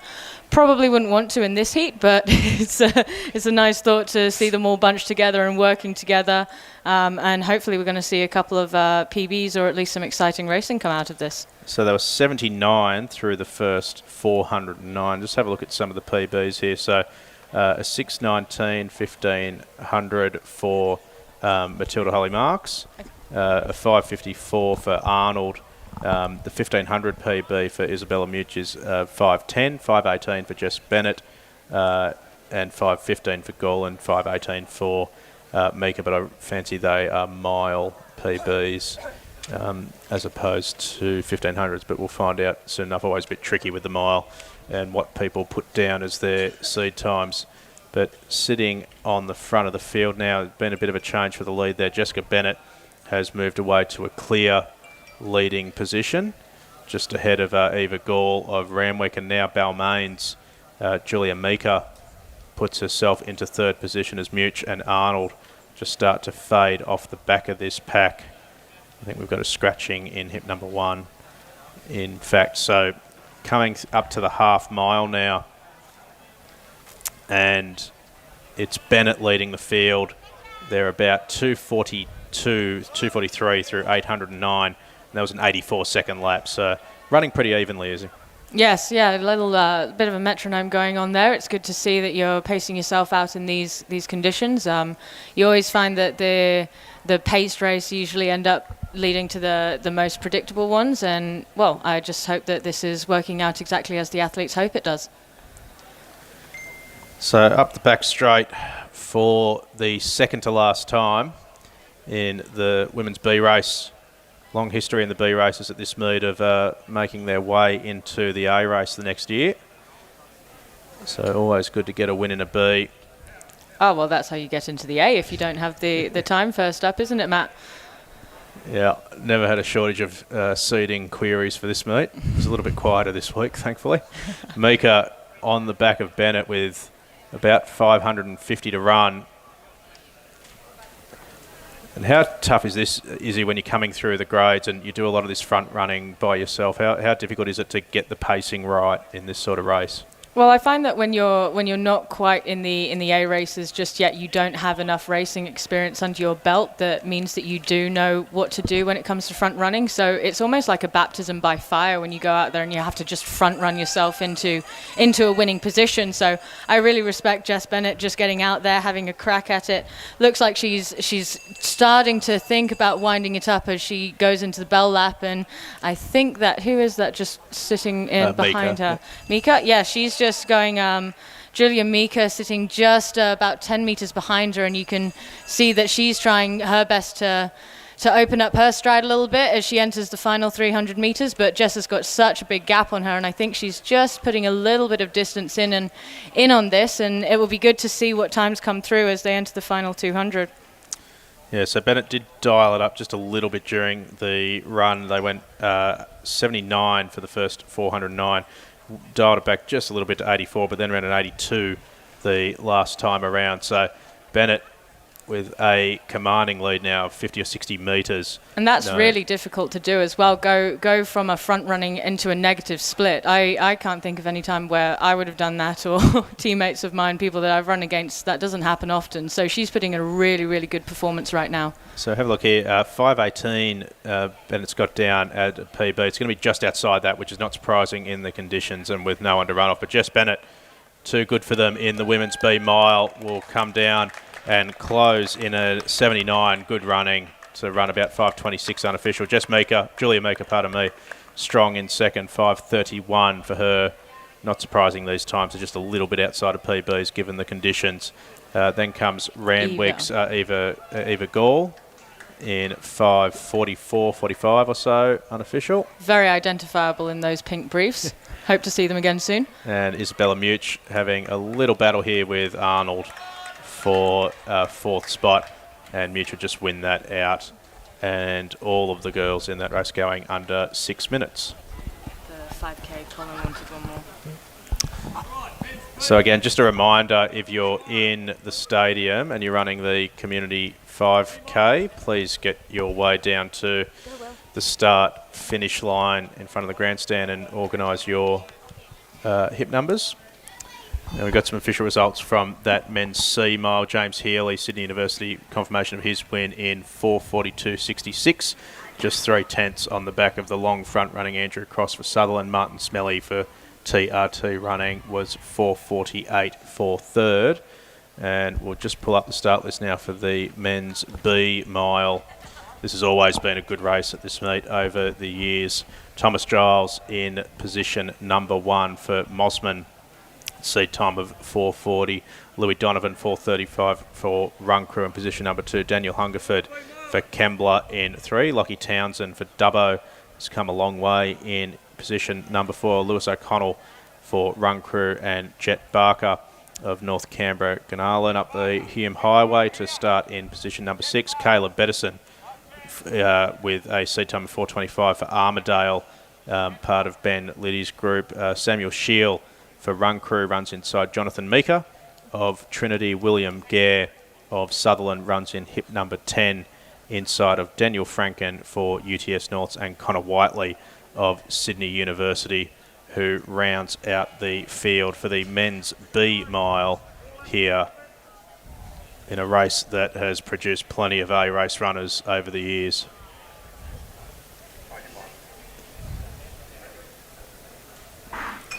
So off they go in the men's B mile. A good field here. And Connor Whiteley's already shot straight up to the front there. He's clearly after something tonight. yeah, so Connor running for Sydney University, but actually based out in Orange, has made the trip in. Was stiff to miss out on the A race, but already 15 in the A race, so only so many spots to get in there. But Whiteley straight to the front of the field, just sitting.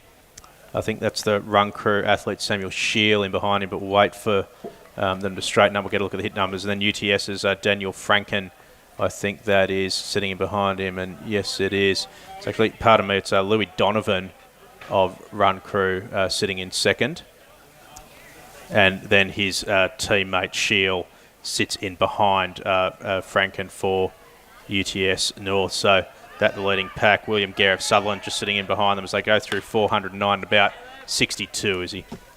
Yeah, and actually someone that I do just want to draw attention to is hip number 4, Lockie Townsend. It says here that he's from Dubbo Athletics, and if I'm not mistaken, he's actually come out 2 weekends in a row now, because I remember seeing him out at the All Schools Championships last weekend. It's really great to see such a range of athletes from different areas coming in. You know, you've got Connor coming all the way out from Orange, and then you've got Lockie out in Dubbo, you've got the Canberra runners, you've got Armidale, you have people in the city, people from the Sutherland Shire.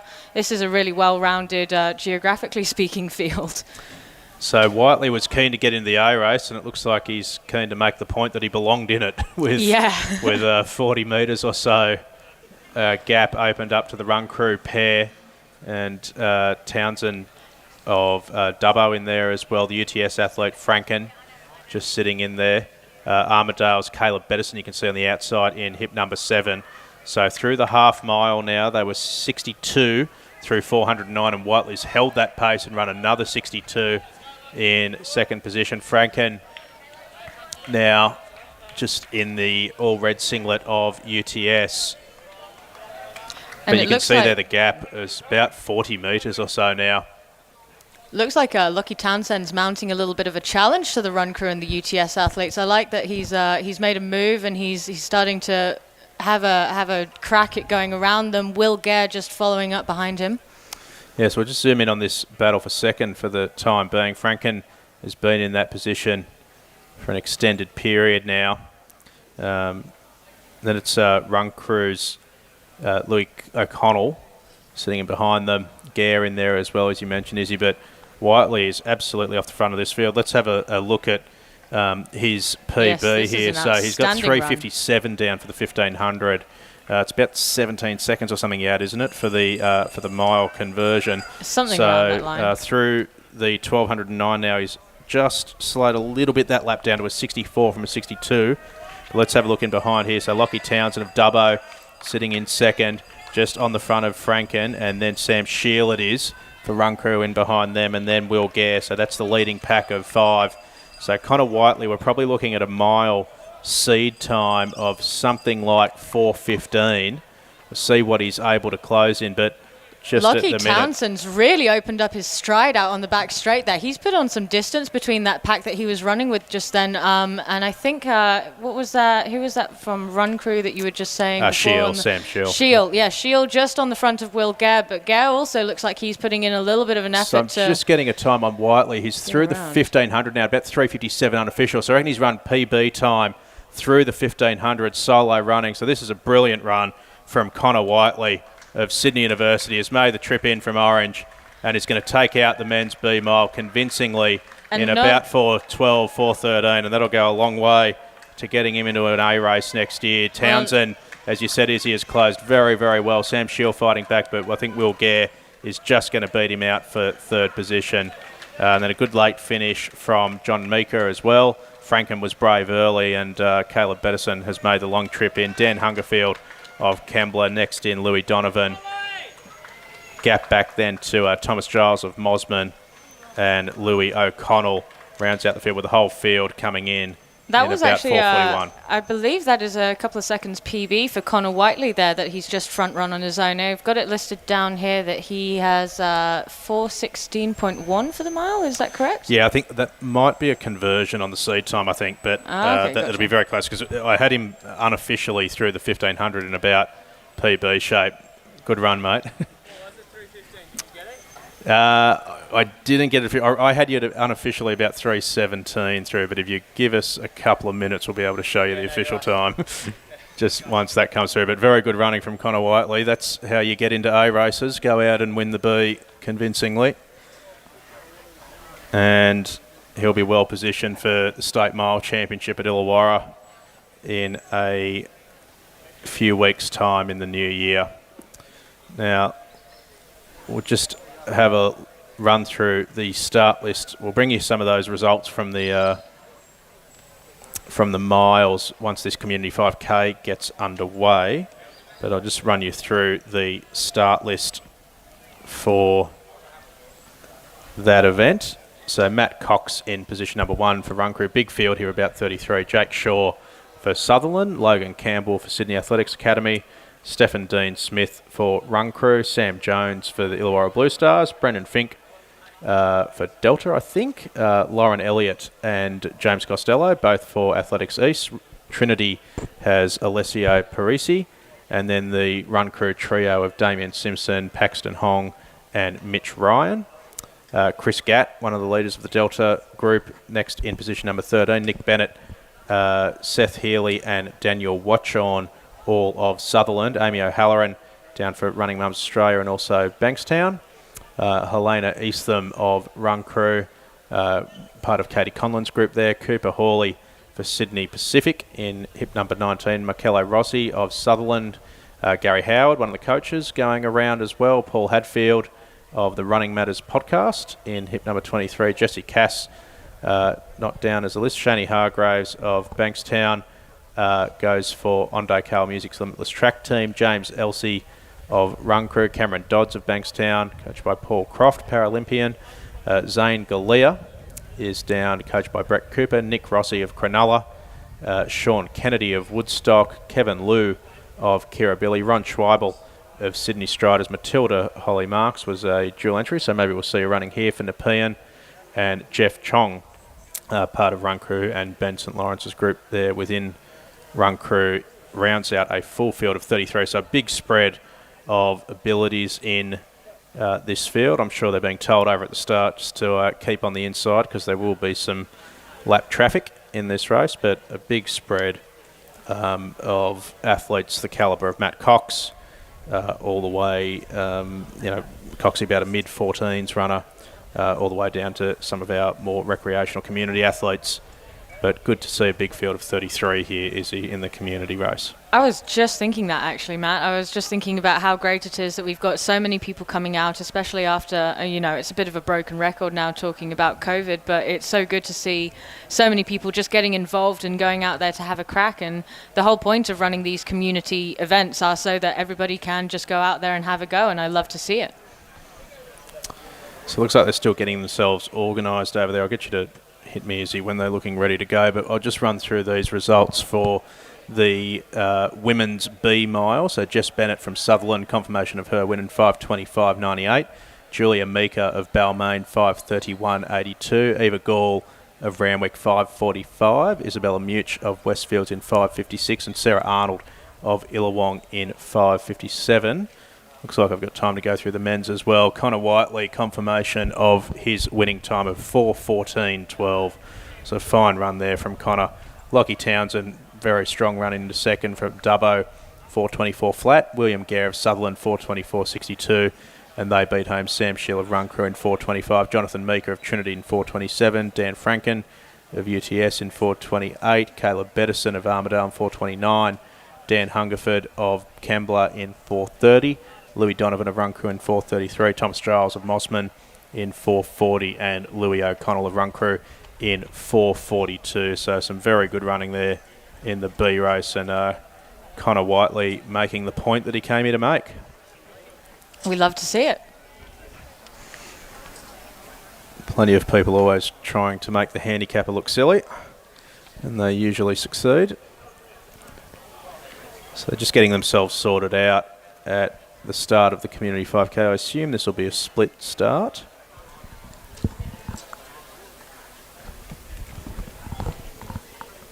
Yep, looks like they're moving up now, so just about right for a start in this Community 5K. Do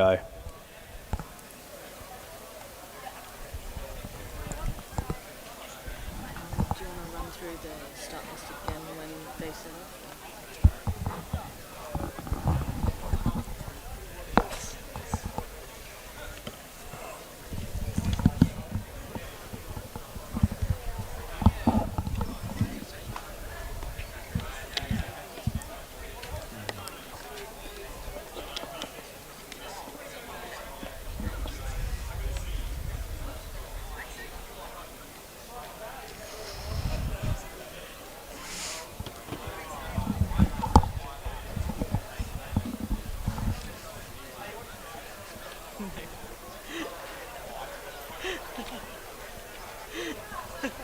Matt.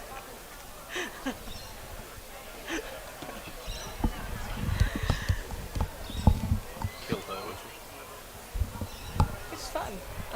I'm just trying to be a god like this, okay? Like, live stream is very difficult, Bryony. I'm being very nervous, okay? You don't laugh at me.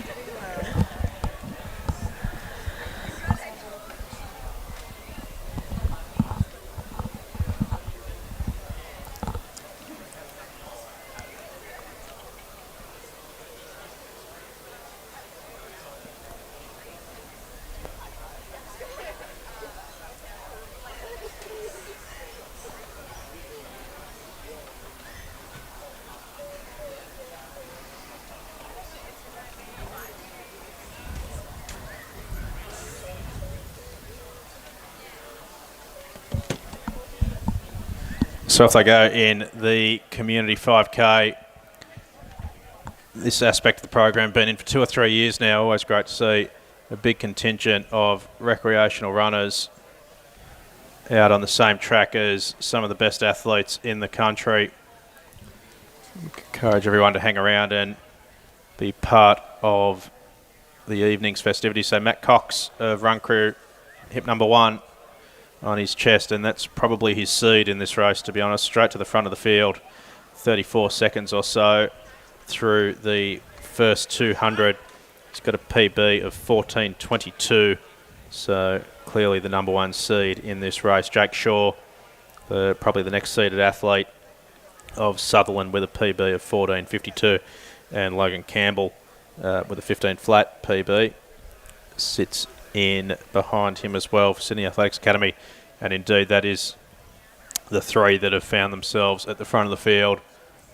Obviously community conditions here, so it's still warm, but they'll also have to navigate a bit of lap traffic a little bit later on. Shane Hargraves there in the Bankstown crop top has made the trip up north for the event, part of Onday Carl Music's group. That's one of the Athletics East athletes in there. I think that's might be James Costello sitting in there, just trying to pick up a hip number there. It is James Costello, just sitting in front of his teammate there, Lauren Elliott, in the purple of Athletics East. They're just coming around the corner, the shoulder of Hargraves, and then Alessio Parisi, the youngster, just 16 from Trinity, sitting in behind them there. Chris Gatt then of Delta, and just having young Paxton Hong come around his shoulder. But the field spread out now, as you can see, with Matty Cox heading up the back straight, looking to come through the 800 metres, just with Jake Shaw on his back and Logan Campbell. Pretty hot and sticky to be running 5K, I would have thought, is he? Yes. I've not been brave enough to enter a solid 5K myself. I've only done one as part of a Olympic qualifier attempt, and I was part of the pacing crew and had to finish that one off. But I remember that one being in, middle of June, and definitely at a much more amicable temperature than this one's been so far. So kudos to everybody who's come out tonight, is having a crack. It was probably the last time we had a meet at this track, actually, was those couple of very small, very select Olympic qualifier events for Jenny Blundell and Elsie Williams. Just 2:56 through the first 1,000, so we'll just pick up that split. But yeah, that would have been the last time there was formal competition on this track. We had two back-to-back qualifying meets in the space of about 5 days. 4 or 5 days. It was, I remember the Tuesday, it was something like the 27th of June, and then we did one the Thursday beforehand, and that 27th of June, I believe, was actually the final day of Olympic qualification as well. Yeah, so I think we got in with about 3 hours to spare when the results were submitted. Worth it. That was one of the bravest runs I've ever seen. Jenny Blundell on this track in atrocious phenomenal conditions, 15:10. 0.27, running, wasn't it? Yeah, a couple of tenths outside the formal qualifier, but got on the plane anyway, which was what mattered. Definitely earned. Morgan Mitchell and Georgia Wincup both making it on the plane out of those meets as well. Wincup going around a little bit later tonight, unless something's changed that I don't know about. So she'll be around in the A mile. Last I checked, she'll be lining up alongside with one of our other teammates, Kate Spencer. So, have you got any mail for us, Izzy, out of Ben Liddy's group of who's looking good tonight and what anyone's trying to put on the board? Look, I'm just excited to see all of them racing. It's been a hot minute since I got to watch them all race in person, and I don't want to jinx anything, but I know there's some people who've been looking particularly quick at training in the last 2 weeks that I've been home, and it's, everybody on this squad knows what they're doing, and I can't think of any other meet that we love as a squad more than the miler meets that Bankstown's able to put on. So I'm just very excited to watch them all have a crack. But as for any inside scoops, I'm not privy to that. I will just let it happen and see what everybody can put out tonight. But I know that there's going to be a couple of special performances, that's for sure. A couple of the 800 specialists, Mason Carr and Lockie Rape, are both stepping up and opening their seasons with a mile. Interesting to see how they go over the 4 laps. Yeah, if I'm not mistaken, this is majority of Central Performance's season opener, with save for, I think it was the 3K champs that you had not long ago, but yes. So Coxie's still doing all the work out the front here, with Shaw and Campbell in behind him. Be 2K when they get around to the 2,000. Remember the last time an athlete went up in distance solidly here was Steve Solomon going to 800, and I think asked for a 51 or something. 51 through the 400. Through the 400. And very, very brave attempt. One of your teammates just suggesting that he might want to just pump the brakes a little bit. Just chill a little bit in that first 400 and maybe save something for the final 200. So just getting a 2K split over the far side, trying to pick that up. Looks like they're about 5:55 or so. I'll call that 5:56. So about a 3-minute K there. We'll call it 5:56. So 2:56 followed by a 3 flat. Very solid running, and none of them have actually changed their position either. They've all stuck in exactly the role as they were in when we last left them. Yeah, I mean, Coxie, a fair way outside of his PB schedule of 14:22. I'm not sure if he's in that sort of shape, but curious as to whether he's running for a win here or driving a 15-minute pace bus. Seen a bit of that lately. The State 10K Championships had Scotty Westcott driving the 30 flat pace bus, and just as I say that, they run a 74, and it's Jake just Shaw, as I say about how they haven't changed order this entire time, that Jake Shaw decides to take the lead from Matthew Cox there. So I didn't see any signal whether that was a call from Coxie or whether this is just racing, but Jake Shaw now to the front of the field. Coxie's settled in behind him in second, and the youngster Logan Campbell, the 17-year-old from Sydney Athletics Academy, Jack McPhee's group, sits in third. 15:02 PB for Logan. So if they keep this up, he'll be looking at PB shape, and if Jake Shaw can find a few seconds, he might be threatening that 14:52 PB as well. Chris Gatt now just on screen for Delta, ahead of Seth Healy for Sutherland. A few Sutherland singlets in there actually. Nick Bennett in there too. Shane Hargraves just popping up on the screen as part of Anday's squad. Yeah, so that's our lead female, I'd say, Shane. She's been having a fine season, as has the rest of her squad. Jayla Hancock-Cameron, so good last season, opened her season last night at the Victorian Milers meet, running with Abby Caldwell and the team down there. So Coxie now just drifting off the back of this group, only by a couple of metres, but certainly staying in touch. Jake Shaw has now got Campbell on his back, and Coxie does look to be just dripping back a bit, about 5 metres or so the gap now. So wonder if Coxie might have just been doing some early work for the boys there.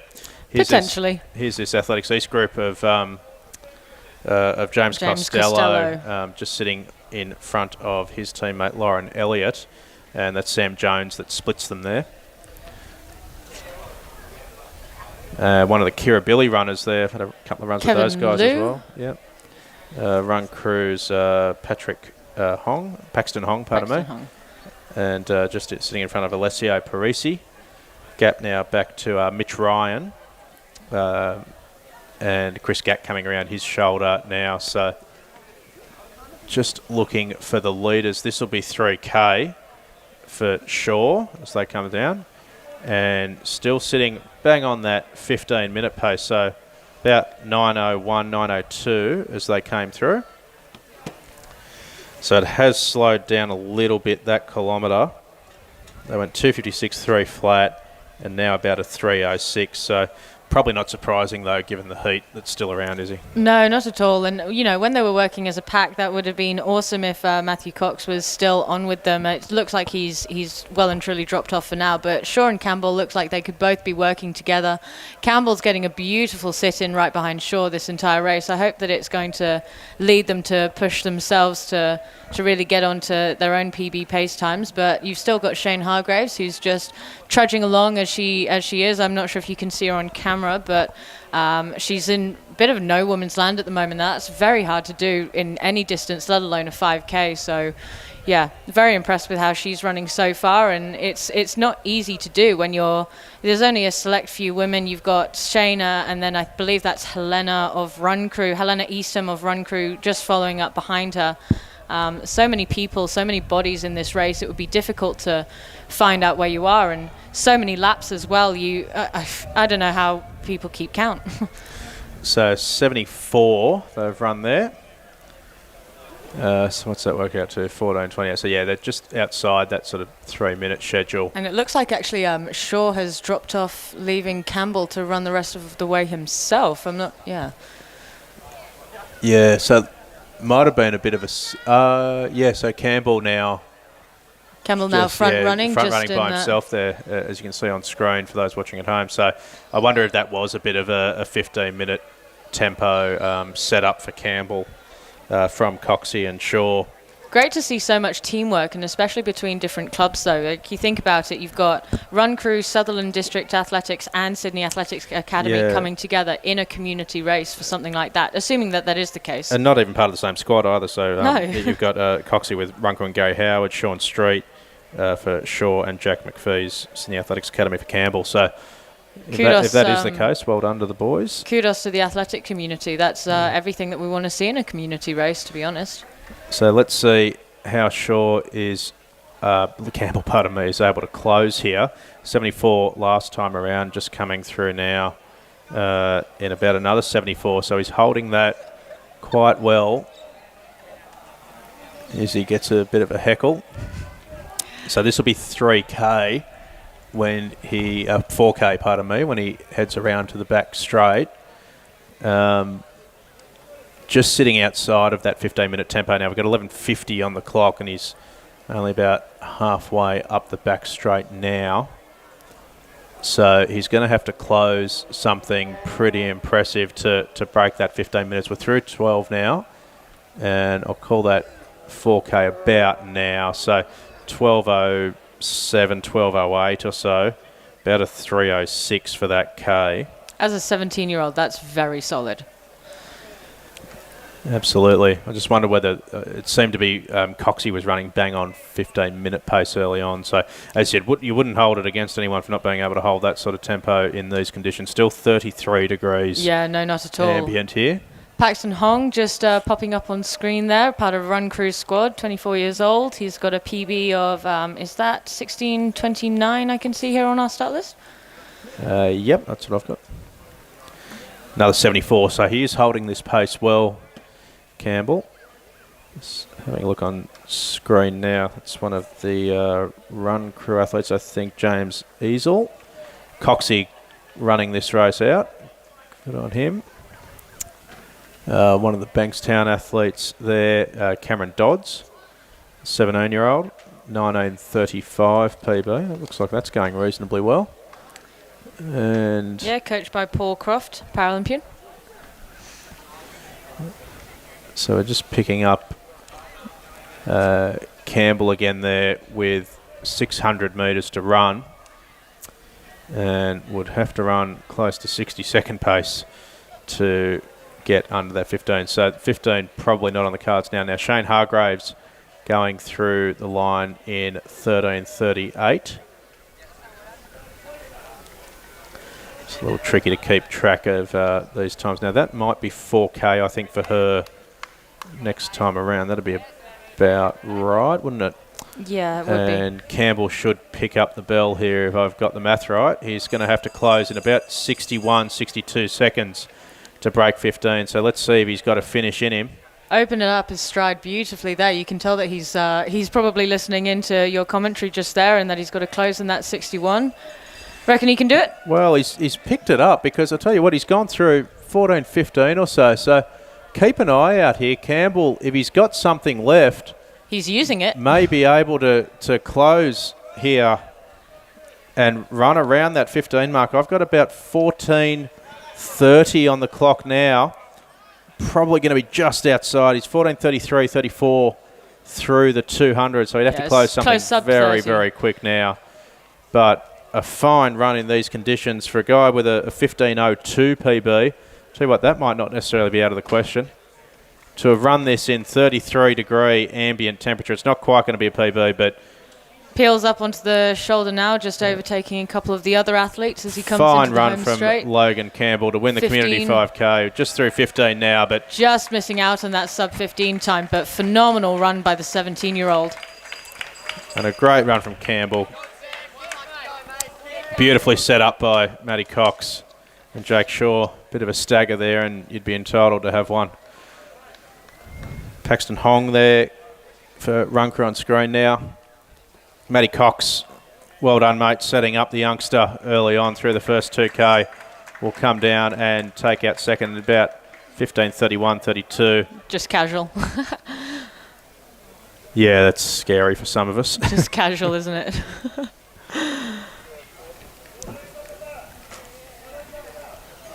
Good on you, Coxie. Chris Gatt now coming through to get the bell for Delta 15:49 for Chris. Just looking at his PB, 16:34. So that won't quite be on. Now Trinity's Alessio Parisi, 16:11. Won't be on either. So these conditions knocking a few around, as you would expect. Still 33 ambient. Now the good news is it's projected to drop 10 degrees in the next hour.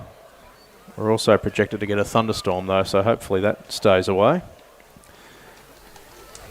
James Costello for Athletics Series, fine run in 16:33. Followed up by Sam Jones of Illawarra Blue Stars. Yeah. Costello only 30 seconds outside of his run 3 years ago at the state championships, when once you get into the Masters is very good running. Now Shane Hargraves, this might be the bell, I think, for Shane. Yes, Yep, and actually she's been overtaken. I might be mistaken, but I think I just saw Helena Eastham of Run Crew just get the bell before her. I may be mistaken, but if not, Helena will be our leading lady with 300 metres to go, and Shayna not too far behind her in the grand scheme of things when it comes to a 5K, only about 70 odd metres. But Helena is starting to put on a little bit of a sprint. I can see up the back straight as we get a couple of others crossing the line or grabbing the bell, including Chris Gatt, who's just finished up. I just missed the timeout on there. That's 17:10 or thereabouts. 17:10, yes. And a whole group here coming through at about 17:17, 17:18. So all of this, even though it's a community race, still some very fine 5K running.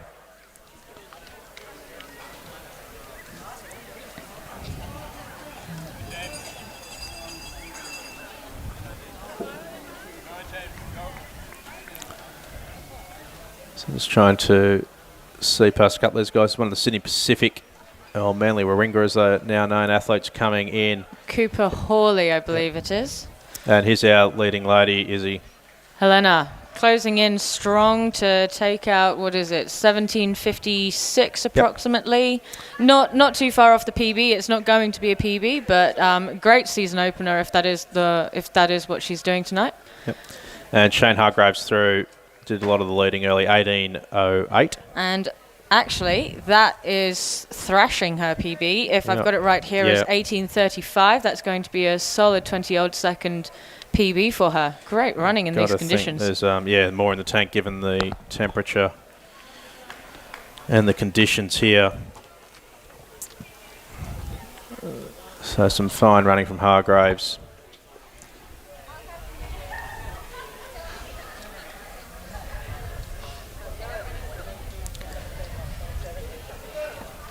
Still some very good running here. This is all well under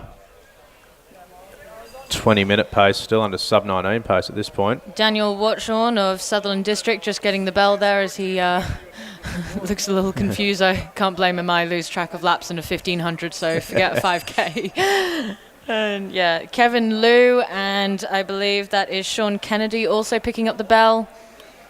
And is that Cameron Dodd? Cameron Dodds of Bankstown also collecting the bell.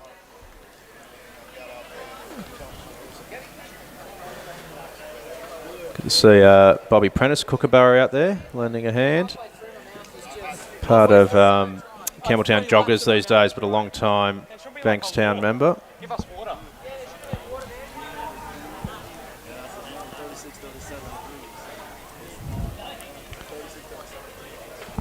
Just trying to see at the top of the straight there. I think that's another one of our Run Crew athletes. It's 33, not 37. Might be Jeff Chong. I'm just trying to pick that up, but the hip numbers come astray a little bit. 33 it is Jeff Chong, yeah. So Jeff with a PB of 21.56 at this meet last year. Coached by Ben St. Lawrence, a handy group of runners out at Run Crew, rather large squad, so I'm sure you're going to find them wherever you go over this program for the rest of the night. And a finisher there from Sutherland, about 20-30 odd. Daniel Watchorn. Yep. At Woodstock's Sean Kennedy coming in there. 2025, so not far out of PB territory Again, pretty impressive given the conditions. Also, Kevin Liu of Kirribilli, but I believe there's one. Oh no, we've got two. Still a is few it out there, yeah. 3 runners? Yes. So Cameron Dodd's coming in. Bankstown Athletics boy, 17 years old. Gonna grab the bell.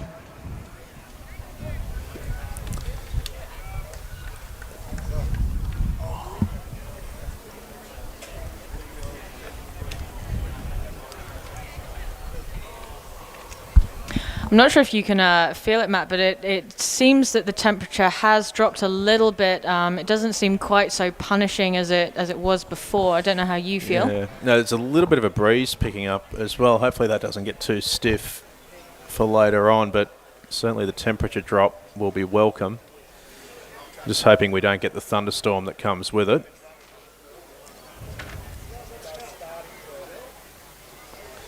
So just ticking through 22 minutes now in this community 5K.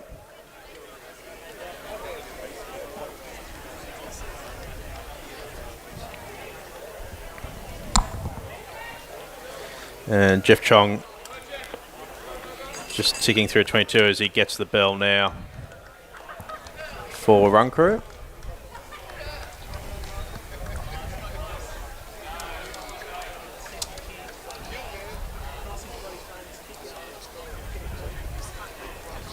If it does drop down 10 degrees or so, we'll probably be looking at some pretty nice conditions for the A race, Susie. Oh, pretty spot on, I'd argue. You want those nice. You don't want it to be too hot, but you don't want it to be cold enough that you feel yourself stiffening up on the start line. So anywhere in that, I think anything underneath 26 degrees can be ideal, but you don't want to go too low, like below that 17, 18 degree difference. Yeah, I don't think we'll get down that low. Cameron Dodd's there, coming home to finish at about 22.55 on his home track.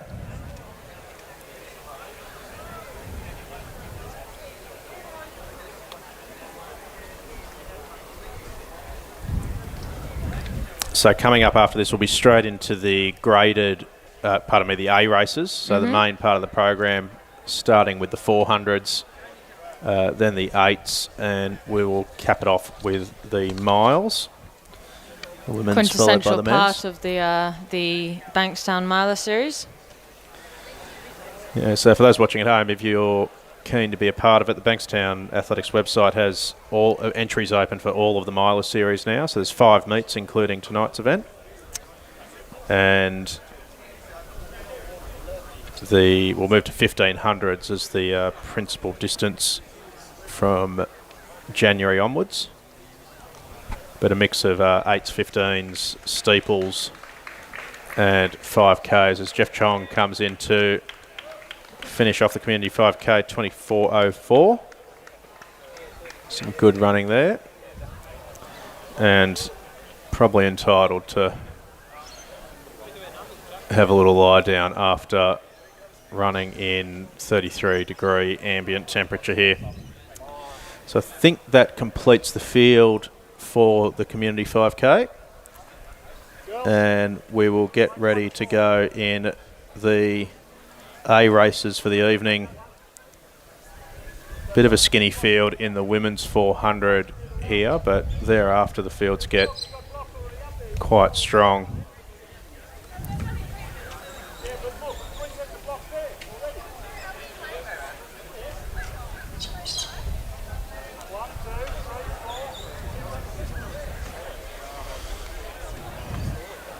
Once these 400s are over, anyone should here in the stadium should feel free to come down onto the track. Just stay sort of lane 6 and outwards, but if you'd like to watch from trackside from the 800s onward, that's fine. Just make sure you don't walk through the photo finish banner, through the photo finish line, I should say.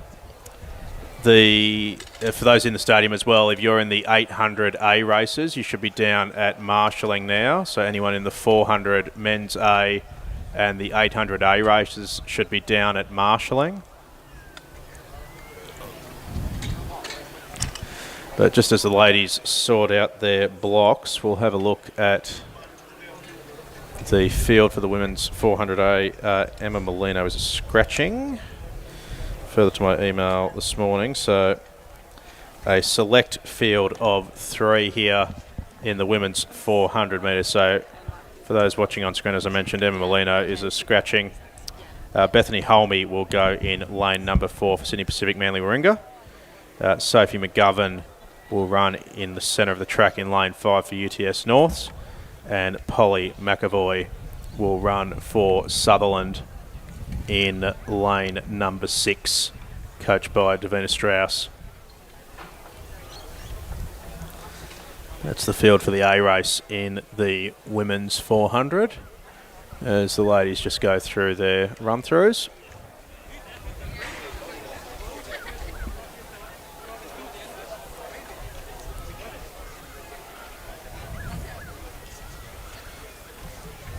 If you're watching along at home, send us through in the comments your predictions for some of these A races. Feel free to hit that share button as well and spread the word that the main event action is about to get underway at the Crest.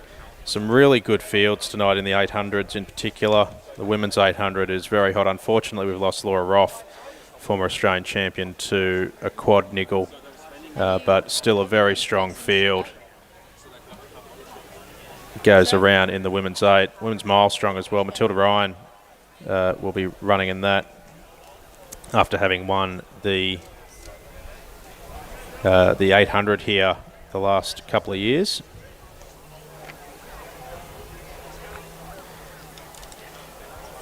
Ainsley Van Grant as well, fresh off her State 3K title win. And Georgia Whincup, of course, fresh off the Olympics. So before we get to that, though, we've got the women's 400 metre A race. And a field of 3 here with Harmy, McGovern and McAvoy. And they're in the hands of the starter for the women's 400. On your mark.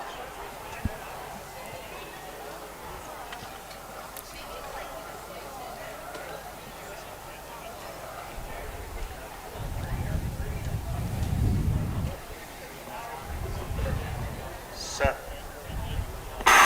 So from the inside out, Harmy, McGovern and McAvoy.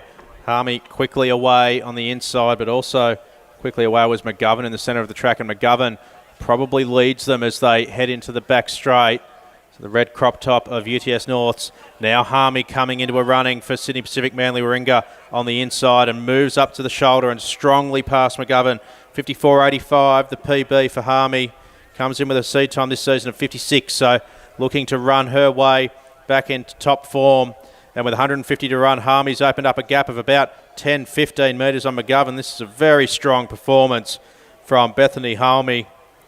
Swings into the straight with a lead of about 10 metres on McGovern, about another 10 back to McAvoy. So Bethany Harmy, laboured expression now, holding a form, 50 to run, and solidly takes out the women's A race at the Bankstown Milers. We'll wait for the official time. McGovern went out hard, faded in the back 200, and McAvoy running a pretty even third for Sutherland Districts. But a good front running performance there from Bethany Harmy. Well measured.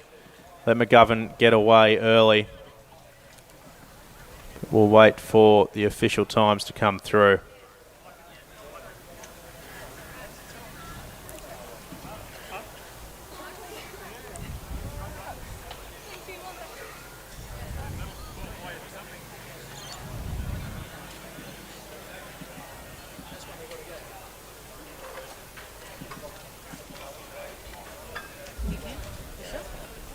Pretty hot time, Matt. I feel fine now. Matt, that's a pretty hot time then. Low 54s, high 55. I don't know.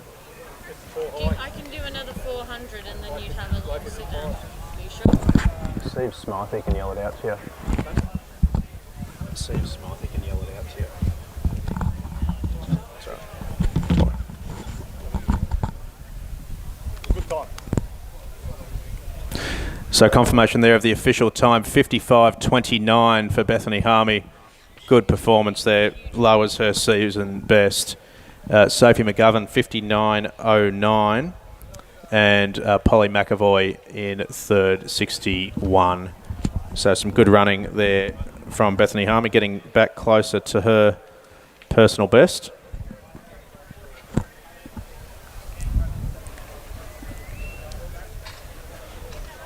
And we get ready now for the men's 400 metre A race.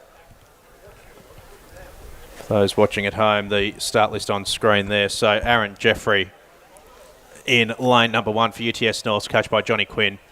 Jack Lynch of Sydney University in lane number 2. Mark Focus, a dual acceptor, would explain why he wasn't in the hurdles earlier, for UTS North in 3. Ian Halpin of Bankstown on the home track in lane number 4, coached by Mike Hurst. Tom Glassott, UTS North's part of Ben Liddy's squad in lane number 5. Liam Webb of the University of New South Wales, coached by Tony Morphus in lane number 6.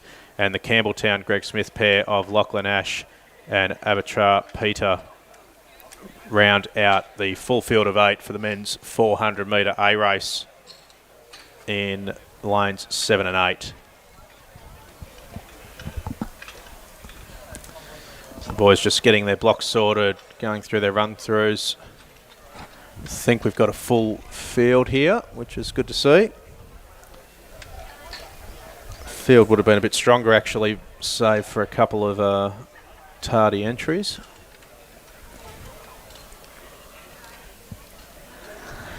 Daisy, you do a bit of training, I would presume, before your departure with Tommy Glassett? Tom Glascott, yes. Tom Glascott is an inaugural part of Central Performance. He's been around for a couple of years now and definitely lowered his PB in the time that he's been on the squad. He actually ran a huge time earlier this year. Forgive me for not remembering the exact time off the top of my head. It was somewhere in the range of... so it happened to be 48, 47? Something along those lines. That would be it. So,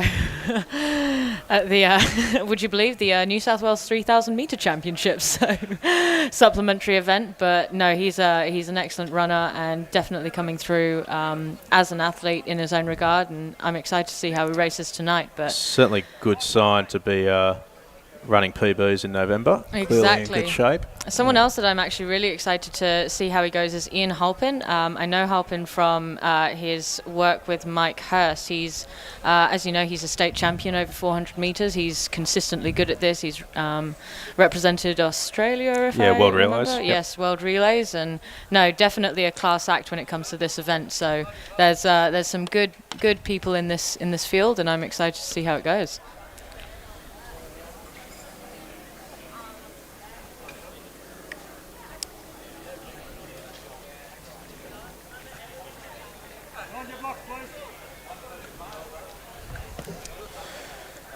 So they're being called behind their blocks now for a start in the men's 400 metre A race, part of the main program here at Milers. From the inside out, Aaron Jeffrey, Jack Lynch, Mark Focus, Ian Halpin, Tom Glascott, Liam Webb, Lachlan Ash and Abatara Peter. Find your mark. Stand up, please. Oh, and just get Ian back on the track and we'll be right to go. On your mark.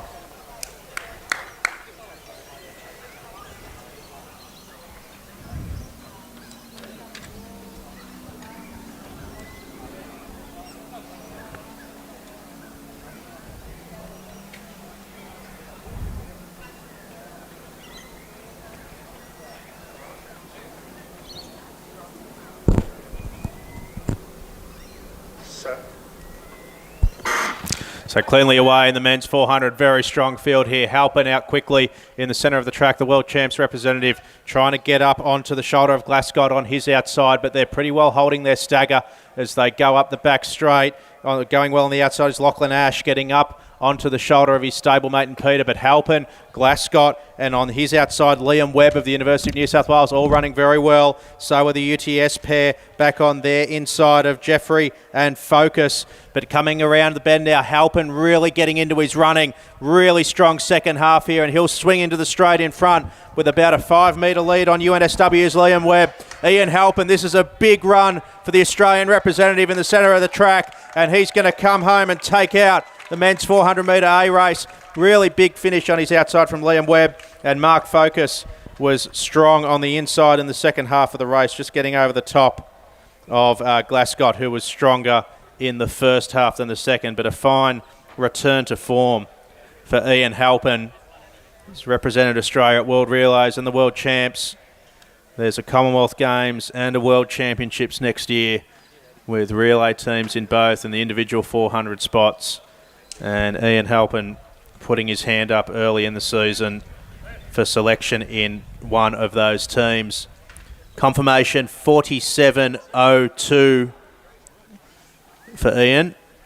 Liam Webb second, 48.13, and Mark Focus third in 48.31. So some good 47-second running there for Ian. Just a second or so outside of his PB, which obviously a good sign in December. Definitely an indicator of a strong season to come, I would say. Yeah, hasn't been many racing opportunities in New South Wales this year between COVID and the calendar, so there'll be plenty of chances in the new year, but a good early season opener for Halpin. Let's just run through the rest of these results. So Halpin in first with 47.02. Here it is here. So 47.03 for Halpin. Webb 48.14. Mark Focus 48.32. Aaron Jeffrey it was for Norths 49.42 in fourth. Tom Glascott strong early but faded a bit late 49.48. Lachlan Ash of Campbelltown 49.63. Jack Lynch of Sydney Uni 49.80. Looks like Ash got a PB there by the sounds of it. And Abatara Peter of Campbelltown, the only man outside of 50 seconds in 50.14. So very strong running there in the A race of the men's 400 metres.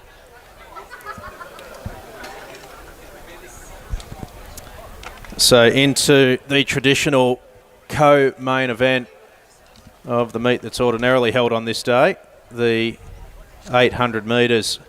Kicking off with the men's race on account of the depth and strength of the women's field. And You deserve to be here. for those playing along at home, we'll put the start list on screen here. So in hip number 1, Luke Boys of Run Crew, part of Benny Saints Group in that stable. Cameron Musgrove of North Canberra has made the trip up the Hume Highway as part of Des Proctor's group, as is Max Rosen of Try Running. So good to see a few of these guys making the trip up from Canberra. Alex Pettigrew, you know him well, is he, for UTS Norths, and Ben Liddy's Central Performance Track Team. Riley McGowan of North Canberra Gunnerleen, another one of Des Proctor's athletes. He's got 4 in this field. Hayden Todd of Ginadira as well for Brian Daly. Ben Jagger of Bankstown Athletics, but coached out of the Run Crew squad. Cameron Gill of Balmain, part of Danny Andrews' group. Luke Levi for Try Running is the 4th Des Proctor coached athlete in this field of 10, and Rowan Laurenday for Illawong Reesby, coached by Paul, rounds out a field of 10 in the men's 800 metres here at the first meet of the New South Wales Milers Series. Izzy, this is a strong field. You know a lot of these guys. You got a prediction for me? Oh, no, I don't have a prediction for you. Sorry, I hope I don't disappoint too much, but I am just looking at the seed times that I've got here, both personal bests and season bests, and they're all looking pretty tight. So I think what we are going to see is a very close race amongst all these guys. You've got 9 athletes over the 8 lanes. I think lane 8 is doubling up between Lauren Day and LeVay. You've got a number of the athletes who have come up from Canberra, so they're going to be looking to make sure the trip's worth it. You've obviously got the likes of Pettigrew from CPT, who, well, you know that they're well-established athletes. And Sorry. sorry about that. Just had someone coming over to double-check the results of the 400-metre A race from the men's, and we can confirm that there have been a significant number of PBs in this event, so that's very exciting from first edition of the Milers meet. Certainly is. So good to see a big Canberra contingent. There's a full field of 10 here for the men's 800. My bad. For those watching along at home, we use the clock for the middle distance races. Not much point in the 4s, but a good field, full field here of 10. 4 of these athletes, in fact, I think it might be 5, making the trip up from Canberra, and a couple of the top 800 guys also going around the mile tonight. So great sign of the depth of 800 metre running, and they're in the hands of the starter for the men's A race in the 800. On your marks. So off they go. It's a very strong field here.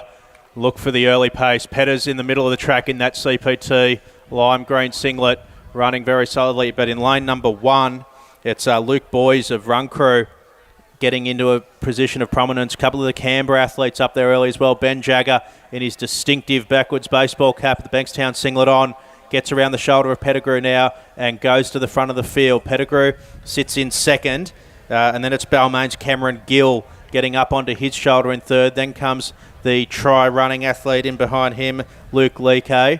And then just getting in behind him is Riley McGowan, another one of the Canberra athletes. And inside him is Luke Boys of Run Crew as well. So pretty close together as they come through the 300. Moving out to the outside now is Cameron Musgrove. And through the bell in about 54, 55 seconds. So if they close hard, could be a 150 on the cards here. Jagger is at the front of the field. Just sits on the front of Balmain's Cameron Gill.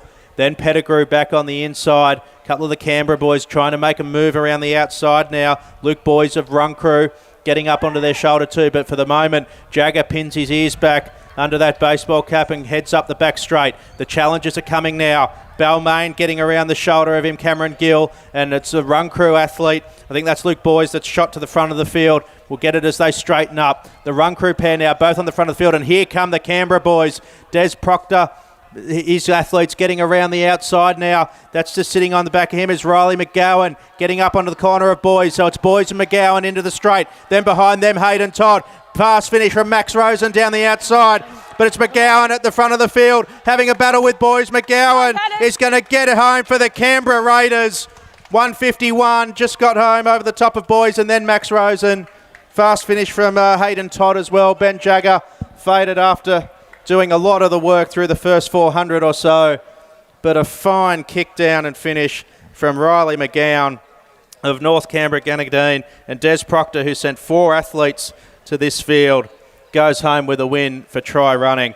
Brilliant tactical race, Izzy. Such a tight race on that one. Like anybody could have taken that out with 400 to go. They were all bunched together as they came through the bell, and it just looked like it was tactics that ended up winning.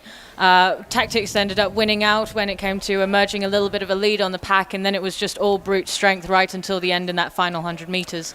Confirmation of official times for the top 3. Riley McGowan, 151.50. Luke Boys second, 151.88, and Max Rosen in third. So Desi Proctor gets 2 of the top 3 with a 152.27. I'm just checking some of the PBs here. So Riley's just outside his PB. Luke Boys 151.88. So that's a PB for Luke Boys in second. About a second he takes off his time. And Max Rosen with a 152.27. Just outside of his PB as well. So some fine running there. Making the trip worth it. Yeah, the trip up the Hume Highway has proven worthwhile.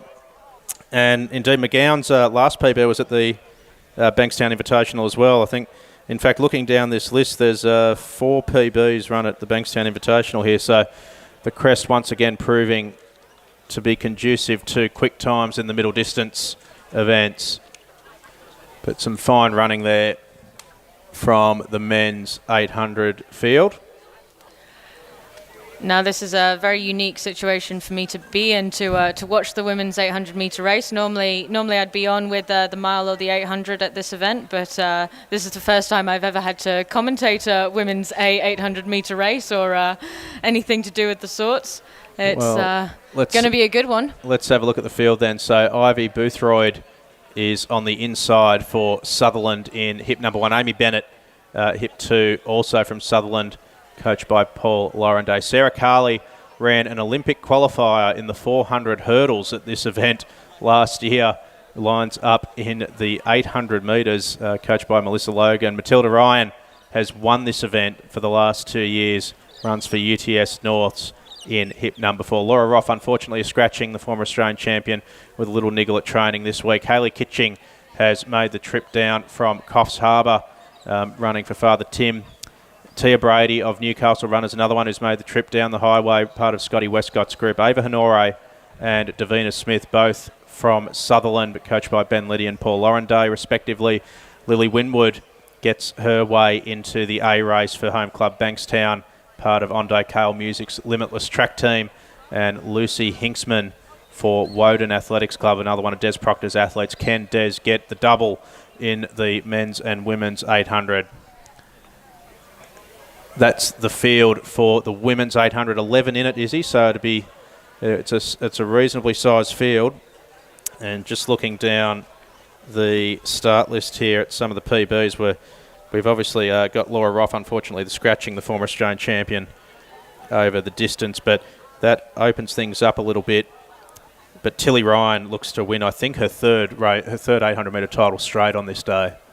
She sure does. I'm looking at the range of season's best here at the moment, and so far Matilda Ryan is in at the fastest with a 2:05.1, and then we're closing all the way out to a 2:12. That's you look at an 800 metres, and that is a fair range when it comes to 800 metre speeds. But 800 metres and championship events, while this isn't necessarily a exclusive championship event, it's anything can happen in these ones. You never really know.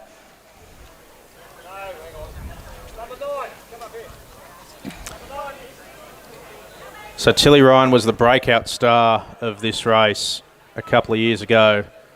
Won it again last year and lines up to try and win her third 800 metres on the trot on this day. And they're ready to go for a start in the women's 800 metres. On your marks.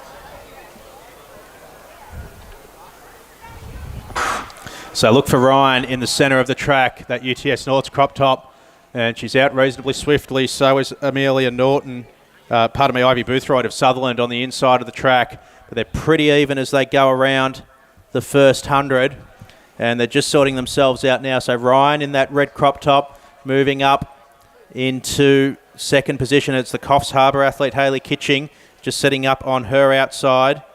Sarah Carley, I think that is, sitting back on the rail, just in the pocket behind Boothroyd. Tilly Ryan just getting shuffled back a little bit, and Lily Winwood, who's one of the lowest seed times in the race, but putting herself up into a position of prominence, looking for a PB here tonight as part of Onday Kale Music's group. So Boothroyd and Winwood on the outside. Kitching just forcing a way through the middle there. Doesn't look to be super quick, given they're 3 and 4 wide across the track through 300 metres. So Boothroyd gets to control the tempo a bit here. Winwood now going to the front.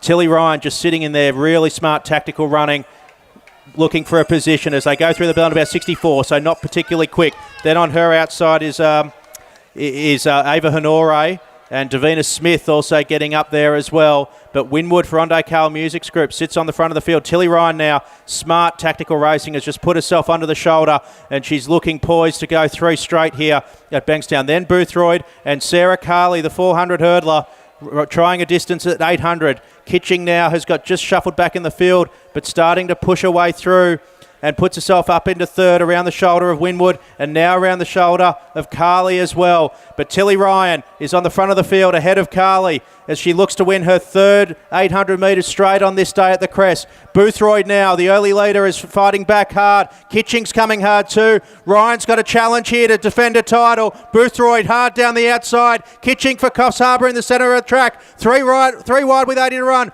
Boothroyd down the outside. Kitching holding it for Coffs. Kitching's hanging on. Boothroyd trying to get her, but Kitching too good. Wins the 800 ahead of Boothroyd. Then came Ryan. Couldn't defend the title this time around. Then came Amy Bennett back on the inside of Sarah Carley. Then over the line, Tia Brady as well. Winwood in there as too, and Hinksman rounds out the field of a fine women's 800 metres. This race has delivered plenty of times in the last few years, and tonight no exception, is he? No, very, very similar to the men's race just then, in the sense that all of those women were just bunched together when you came through the first 400. You could see that there were 3-4 across the whole way, and then it wasn't until Tilly made a very significant move with about 300 to go. It's a real shame that she just couldn't hold it, but Kitching, what a phenomenal finish by her. I don't think I've seen Kitching around. I haven't got the tenths on her PB. We'll look by her reaction, but Hayley Kitching, official time 2:07:27. So I'm not sure if that's a PB. 2:07's down as Hayley's PB, so I'm not sure you can give us a thumbs up or something, Hayley, but 2:07:27, the official winning time for Hayley. Ivy Boothroyd, 2:07:85, and that will be a PB for Ivy. And Tilly Ryan, 2:08:42, third place in a noble defence of the title she's won the last 2 years here. Hayley, 2:07:27 PB. Yes? No? No, not quite. Okay, so 2:07 down on the sheet, but right around the PB shape. Well worth the trip from Coffs Harbour. Very strong season opener, that's for sure. Sarah Carley going around the 800. That was enjoyable to see. Yeah, not something that we get to see often. I wasn't expecting to see that tonight, to be honest. That was news to me when I first saw the start list. But, you know, she's pretty solid at it. I don't see why she wouldn't be good in this event if she decided to step up in the distance and pull a Laura off and go from 4 hurdles to 800. Likes this track, ran the Olympic qualifier here last year. Yeah, so clearly a good space to be in. All right. Just Amy Bennett on the bottom right-hand corner of the live stream right there. She's just getting stitched up by Bryony, I think. Yeah. Zooming right in on that. That's beautiful. That's a stitch up if ever you've seen one. Okay, so I thought Tilly Ryan there looked really poised with 300 to go. Just looked to have the race under control, but just didn't have it in the last couple of hundred. Just looked like she ran out of gas. It's a real shame because that was such a brave performance to kick 300 metres out or so from the finish line in an 800. Like, that's only the real front runners seem to do that one. So we're just... Sorry? Well, they're not here. I'll see Kate Spencer.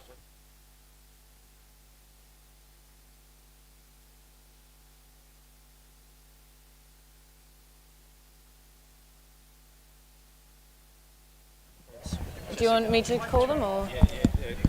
The women's miles. So for anyone in the stadium here, marshalling for the women's and men's miles should be down there now. So we'll have a little bit of time to preview these events, but if you're here in the stadium and you're in the women's or men's miles, you need to be down at the start line now. We'll just have a look for those watching at home through this start list for the women's mile. Strong field, Amelia Norton, another one of Des Proctor's athletes who's come up from Canberra, runs for Kembla Joggers though, will run in hip number 1. Ruby Madden for Run Crew on the Gary side of the stable in hip number 2. Matilda Richards, another Run Crew athlete, but on Benny's side in hip number 3. Anna Lehman, one of the junior prodigies in New South Wales and Australian distance running for Sydney University, runs in hip number 4. Claudia Mika for Balmain in hip number 5. Holly Campbell, an unfortunate scratching from this field. Ainsley Van Gran, fresh off winning the New South Wales 3,000 metre championship, starts for Run Crew, coached by Ben in hip number 7. Allegra McGiven for Randwick Botany, part of Jordan Williams' group, in hip number 8. Georgia Wincup, the Olympian, of course, over the 3,000 metre steeplechase and World Championships representative, part of Ben Liddy's Central Performance track team and the UTS stable in hip number 9, as is Kate Spencer, who runs in hip number 10, and Jessica Noble of the Newcastle Flyers rounds out the field of 11 in hip number 11. And that is the field for the women's mile. Holly Campbell, an unfortunate scratching, but a good clash of specialties here as well, Izzy. You've got Anna Lehman, who's run so well at the 1,500, particularly in her junior days. Kate Spencer, one of the most promising junior athletes that the country has ever produced, now really starting to find her form as an open athlete. Georgia Wincup, of course, dropping down from the 3K steeple to the mile, and Ainsley Van Gran is probably stronger over the longer distances, won the state 3K title Yeah, if you were to ask me who's going to take this out, I really, just looking at the start list there, I would not know where to. I know that that's a bit of a broken record from what I've been saying this evening. I really can't pick out someone who stands out to me because they're all really good athletes on this lineup. But no, I would have to stick it to people like Georgia and Ainsley, and you've got Kate and Anna, who you've all just mentioned there. They're all really solid athletes in their own right, in their own disciplines. And like you said, some of them have, they've had prominence as a junior, and now they're just sort of starting to find their own form as they come into the open categories. But it's what a better place to do it than out here at a Milers meet at the Crest. It wasn't quite the Albie Thomas that we were hoping for, but hey, so be it. We've got a Milers meet. We're going to end this meet this year on a bang, and get some good races in, I hope. So the times that they're able to run a little bit later on. So the women's followed by the men's, the two main events of the evening.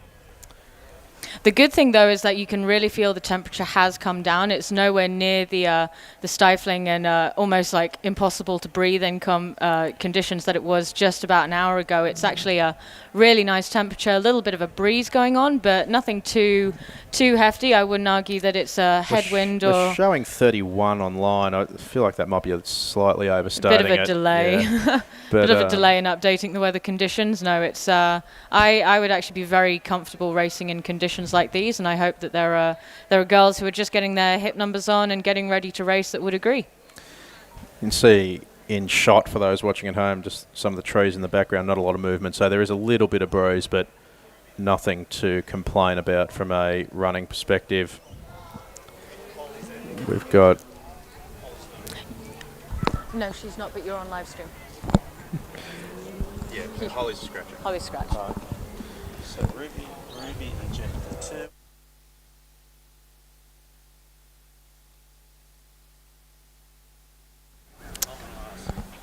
So just for those in the stadium, if Ruby Madden or Jessica Noble are here, we need you here now. Otherwise, we'll be going without you. We know Holly Campbell is a scratching from this field. Which is such a shame. Holly's such a good athlete, and you've seen how she's developed over her years as a junior and now as an open athlete. I know if I see Holly Campbell on the start list, I've got someone to look out for when I'm lining up. Very classy family, the Campbells. Holly had a long battle with injury for about 2 years, which delayed her progress into the upper echelons of the open ranks, but it was one of the highlights of last season for Jimmy and I calling throughout the year, was watching Holly get back to her best form as an open athlete, and national finalist at open level at a best, and her best is very good. Confirmation today, actually, that the Australian Championships will be held in Sydney. So hopefully a repeat of some of the performances we saw last year at the Olympic trials. Those championships will be critical for World Championships and Commonwealth Games selection. And the country will once again descend on Sydney, with the championships having to be moved from Perth, given the government restrictions over there. And the women are now being called up for the mile championship. So believe we've got a couple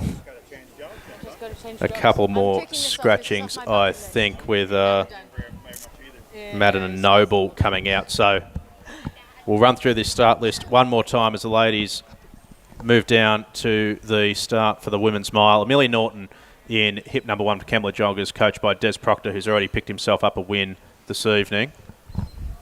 Nothing. Matilda Richards in hip number 3 for Run Crew, as part of Benny's group within that stable, with Ruby Madden and scratching. Anna Lehman of Sydney University in hip number 4. Claudia Meeker of Balmain in 5. Campbell also a scratching in hip number 6. Ainsley Van Gran, the state 3,000 metre champion, went around the 10K as well for Run Crew, drops back in distance here to the mile. Allegra McGiven of Randwick Botany for Jordan Williams runs in hip number 8. Georgia Whincup, fresh off an Olympic campaign in Tokyo over the steeples, gets the barriers out of the way and only has to go half as far in the mile tonight. Kate Spencer, her stablemate, part of Ben Liddy's group, runs in hip number 10 and rounds out a small but select field in the women's mile. Unfortunately, a little smaller than we were hoping for, but some very high quality international representatives in this field. So they're just sorting themselves out at the start. A couple of athletes you know very well here, Izzy. Oh, I'd like to think that I know 90% of this crew, absolutely. A couple of new faces, so I'd be interested in seeing how they go, and I won't mention names just in case I make a fool of myself, and I have actually met them, but just not committed that to memory yet. Okay, so on the line, Anna Lehmann takes a place to complete the line for the women's mile here at the first meet of the Bankstown Milers Series.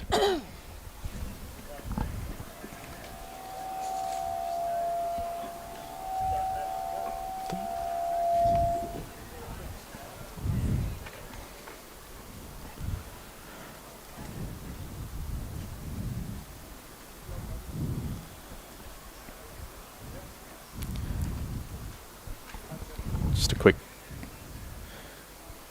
Should be right to go now for a start in the women's mile. Go in the women's mile. International form in this field. Ainsley and Anna straight out to the front. Good to see that there's all sitting in front of Allegra McGivern. So Anna Lehmann, no stranger to this race. A 4:44 in the Albie Thomas in 2019. For her PB to the front of the field early. Lehmann for Sydney University, the all-white sits on the front of Ainsley Van Gran, the New South Wales 3,000 metre champion. Second in that race behind Leanne Pompiani, but then backed it up at the 10,000 metre titles as well. Georgia Whincup, I'm not certain of this, but I suspect probably her first race since the Tokyo Olympics. Yeah, I believe that's correct. 3,000 steeple, and Kate Spencer sits in fourth as they run through 409 and about 70 flat, thereabouts. And Van Gran now goes around the shoulder of Lehmann. Potentially is he just wanting to dial this up a little bit, and that would make sense for the longer distance specialist to want to make it a real grind. Yeah, I would agree with you, Matt. And just to clarify for those at home, Georgia Whincup and Kate Spencer are UTS athletes. They're racing in the black crop tops, which is why you can't see any of the normal fluorescent red. But that's Ainsley out the front there, followed by Georgia Whincup, followed by Anna Lehmann, with Kate Spencer closing in very quickly on her inside. The pack has already distanced themselves out from the likes of Allegra, and I believe that's Amelia and Matilda Richards just in the second pack there. So it's a leading pack of four. Let's have a look at some of these PBs here. So Anna Lehmann 4:44 in the Albie Thomas in 2019. Georgia Whincup 4:48 in the same race. But Van Gran has a 4:50 going back away. The Sunbelt Conference Indoor Track and Field Championship. So 4:50 indoor miles. You'll be getting used to running a few of those and these days, let's not forget Kate Spencer. 4:35 she ran at the state championships earlier this year. They've just gone through again in another 70-second lap, so this is very consistent so far. So that's actually quicker, given the first one was 409. So you can give them a second or two credit for that. And a break at the front of the field now with Van Gran and Whincup breaking off the front of Lehmann and Spencer. Let's see if either of them are able to cross the bridge and get back on the front here, but working out probably quite nicely for Georgia at the moment, just getting a bit of a toe with 600 to run from Van Gran, who you have to fancy as a longer distance specialist, may not have the same kick. Kate Spencer's moved around Anna Lehmann and is looking to close the gap, so I'm thinking that by the time we get around with a lap to go or so, we'll be having a little bit more of a pack than a duo out the front rather than what it is at the moment. Such a tough thing to do in these middle distance races across the bridge, but Spencer is probably the best 1,500 metre specialist in this field.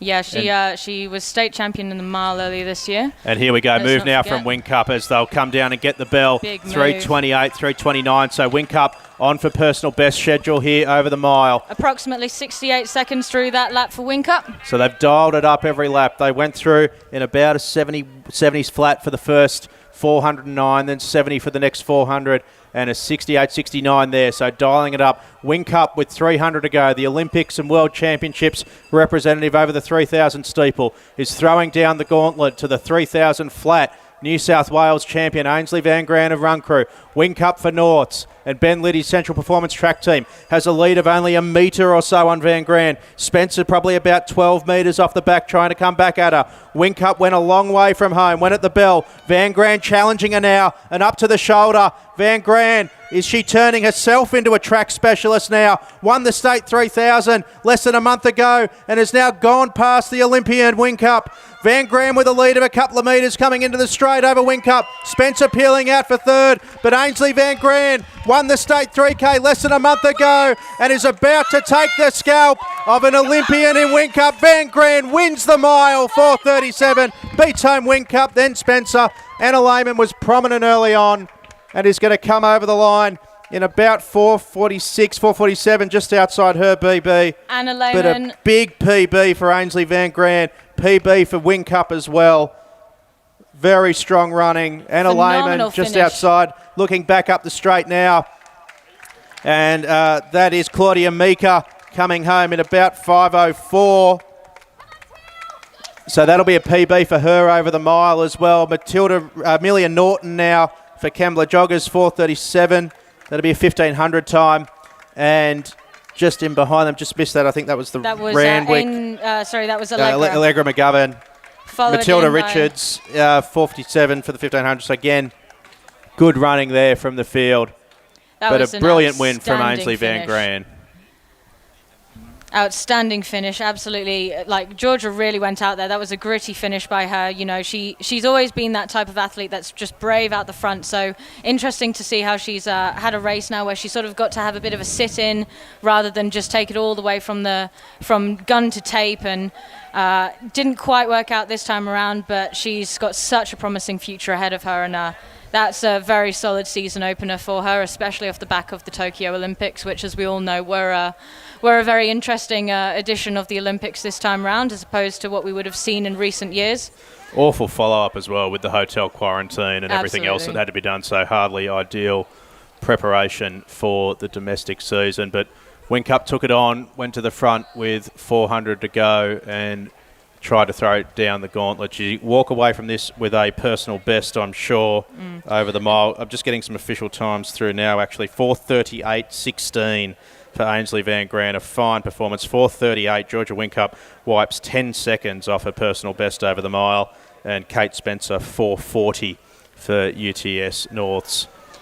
Yeah, and then not long after that, Anna Lehman, 4:47. Claudia Mika in fifth with 5:05. Amelia Norton sixth for Kembla Joggers, 5:15. Allegra McGovern for Randwick Botany, 5:18. And rounding out the field, Matilda Richards with a very respectable 5:24. So congratulations to Ainsley Van Gran. The action keeps moving here at the Crest. The men's mile A race, what would traditionally be the Albie Thomas, not this year for various reasons, but a fine mile race nonetheless. 15 in the field as the boys head up the straight to do their final run-throughs. Max Russell of Randwick Botany, Jordan Williams Group in hip number 1. Hamish Hart for Knox Grammar, Jeremy Roth Stable in hip number 2. James Healy for Kembla with Paul McHale in hip number 3. Brandon Martin of Run Crew on Benny's side of the squad in hip number 4. Lucky Raper, the first of our real 800-metre specialists out of Ben Liddy's CPT team, and for the All Whites of Sydney Uni runs in hip number 5. Richie Newell of Randwick Botany has had a breakout 18 months or so, goes around here in an A mile. Tom Davies for Sydney Uni and Mason Cohen of UTS, both another couple of 800-metre specialists out of the Central Performance Track team. Finley McPhillips of Kembla Joggers for Vicky and Patrick McPhillips in hip number 9. JB Joe Burgess has, again, probably one of the longer distance specialists, the steeple, the 3 and the 5, coached by the national record holder over the steeple, Sean Crichton, and he goes around at a mile here, JB. Dan Kelly for Run Crew has been running very well on Benny's side of the squad in hip number 11. Joseph Ryan for Randwick Botany, part of Roffy's group. Benny Quinn, the third of the really big-name CPT athletes in this field, runs for UNSW and Ben Liddy's squad. the third of the sub-150 800 metre runners. Harm Sharp for Bankstown and Limitless Track Team in hip number 14. And Luke Heinz of Kembla Joggers rounds out a full field of 15 in the men's mile in what promises to be a fine race.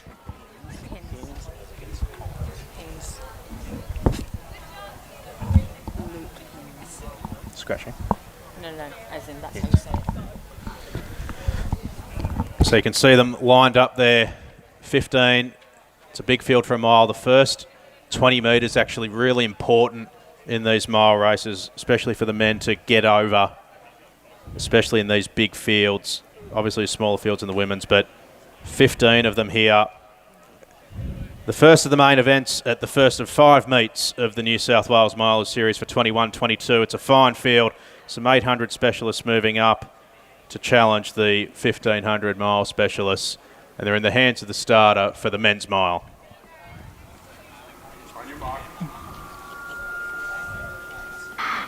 Off in the classic men's mile distance, plenty of favourites in this field. How will the 800 specialists go, stepping up to the mile as against the guys who spend the whole season at this distance? You can see how many CPT singlets there. And there's the first answer of the race. Joe Burgess is off. He doesn't want to give these 800 boys any opportunity to sit and kick in this race. And in the yellow headband of Sydney University, Joe Burgess has leapt to the front of the field in an early tactical move to take on these 800 guys. No sit and kick tonight for the CPT boys.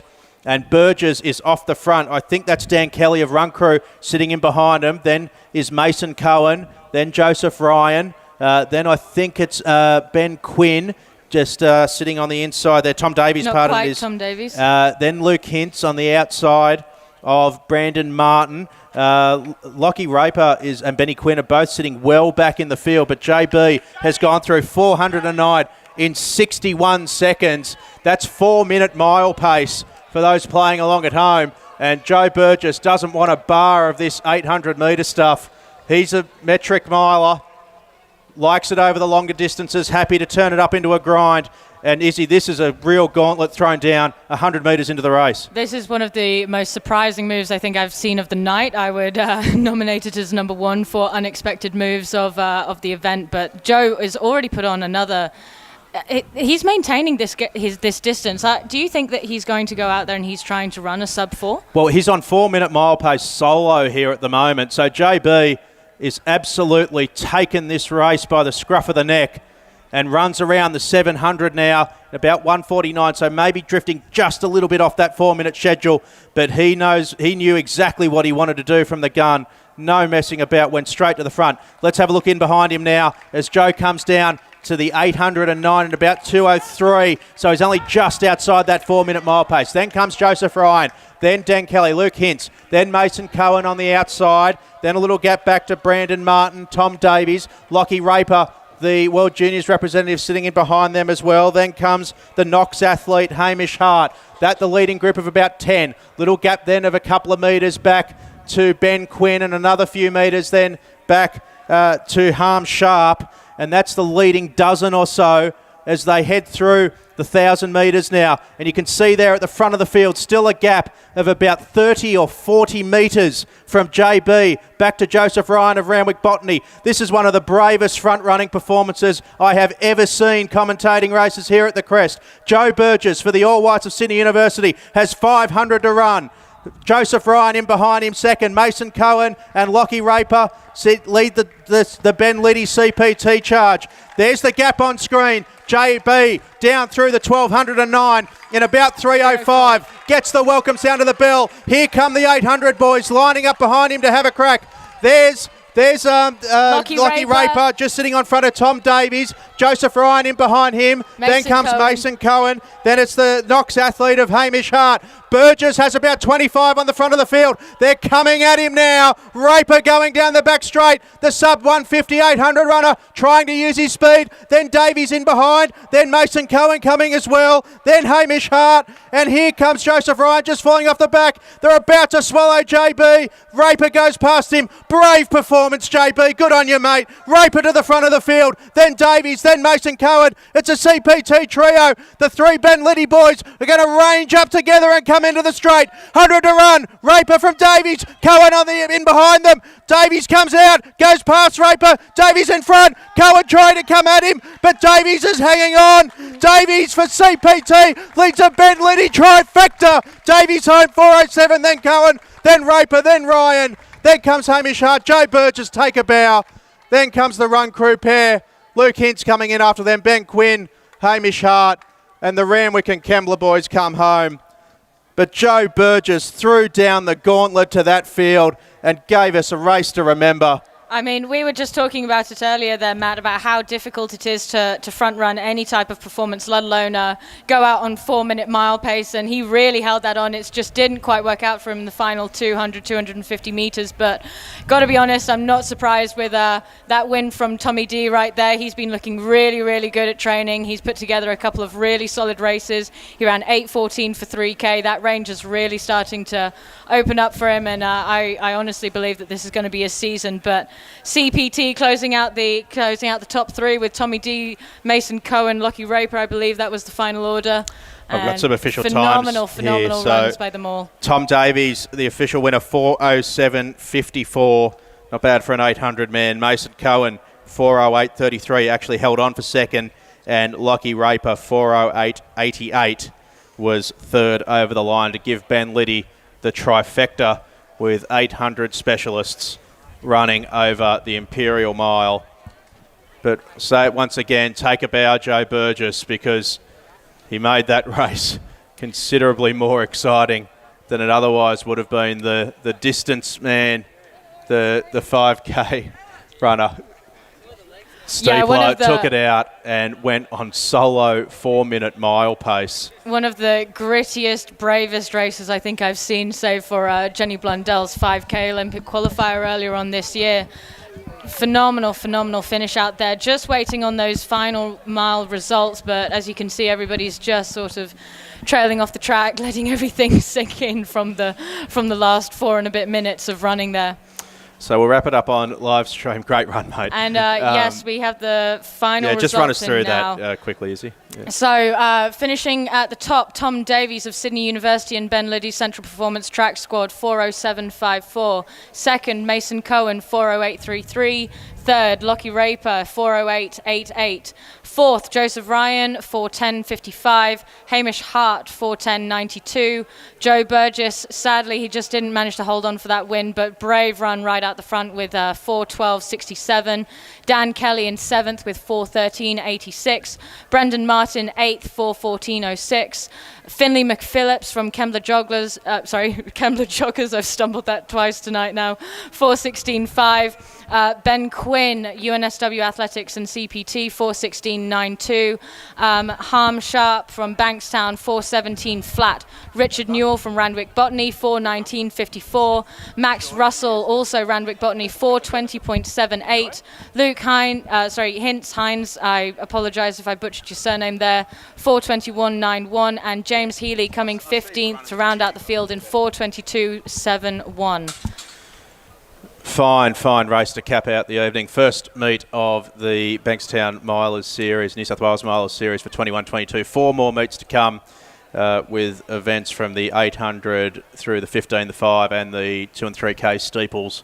So plenty of opportunities for middle distance racing in New South Wales in the first part of next year as we lead into another home nationals. The Sydney announced today as the Australian Championships host for another year as we look towards a Commonwealth Games and World Championships. Is it give me a highlight of the night before we sign off? Oh, I have to say, CPT boys taking the trifecta in that men's mile at the end there. I'm not surprised. I'm really not. They've all been looking great at training, but especially Tommy D. I knew that he was going to run something special tonight, and I'm so glad to see that it did happen for him. But yeah, just a shame about just a shame about Joe Burgess. That was a really brave run out the front. If you're going to move away from the men's mile, I'd have to say that. I beg your pardon, I'm just going to... Oh, and sorry, we've just got some news in that was a 56.91 last lap by the boys, so steaming ahead, and the 800 speed is definitely helping out there. But outside of that, I've got to say, Hayley Kitching with the women's 800 metres A-race, that was a surprise, a bit of a dark horse right there, and I'm glad to see some fresh faces in the women's 800 now. It's been a fantastic night here at the Crest. It wasn't the easiest path getting to the meet tonight, so thank you for all of those who have supported the club and supported the series to get out here tonight. My thanks indeed to Izzy Thornton-Bott, the once Norths, once Liddy, now Oregon superstar, for joining us in her brief time back here in Australia before heading back to the US. Oh, no, my pleasure, Matt. Thank you for having me. Thanks to your insights, and thank you to all the volunteers at Bankstown, the NSW officials who have helped put on this evening. Thank you to all of you for your support of the event this evening and the New South Wales Milers Series. We'll look forward to seeing you in the new year with the remaining 4 meets of the New South Wales Milers Series. Thanks very much.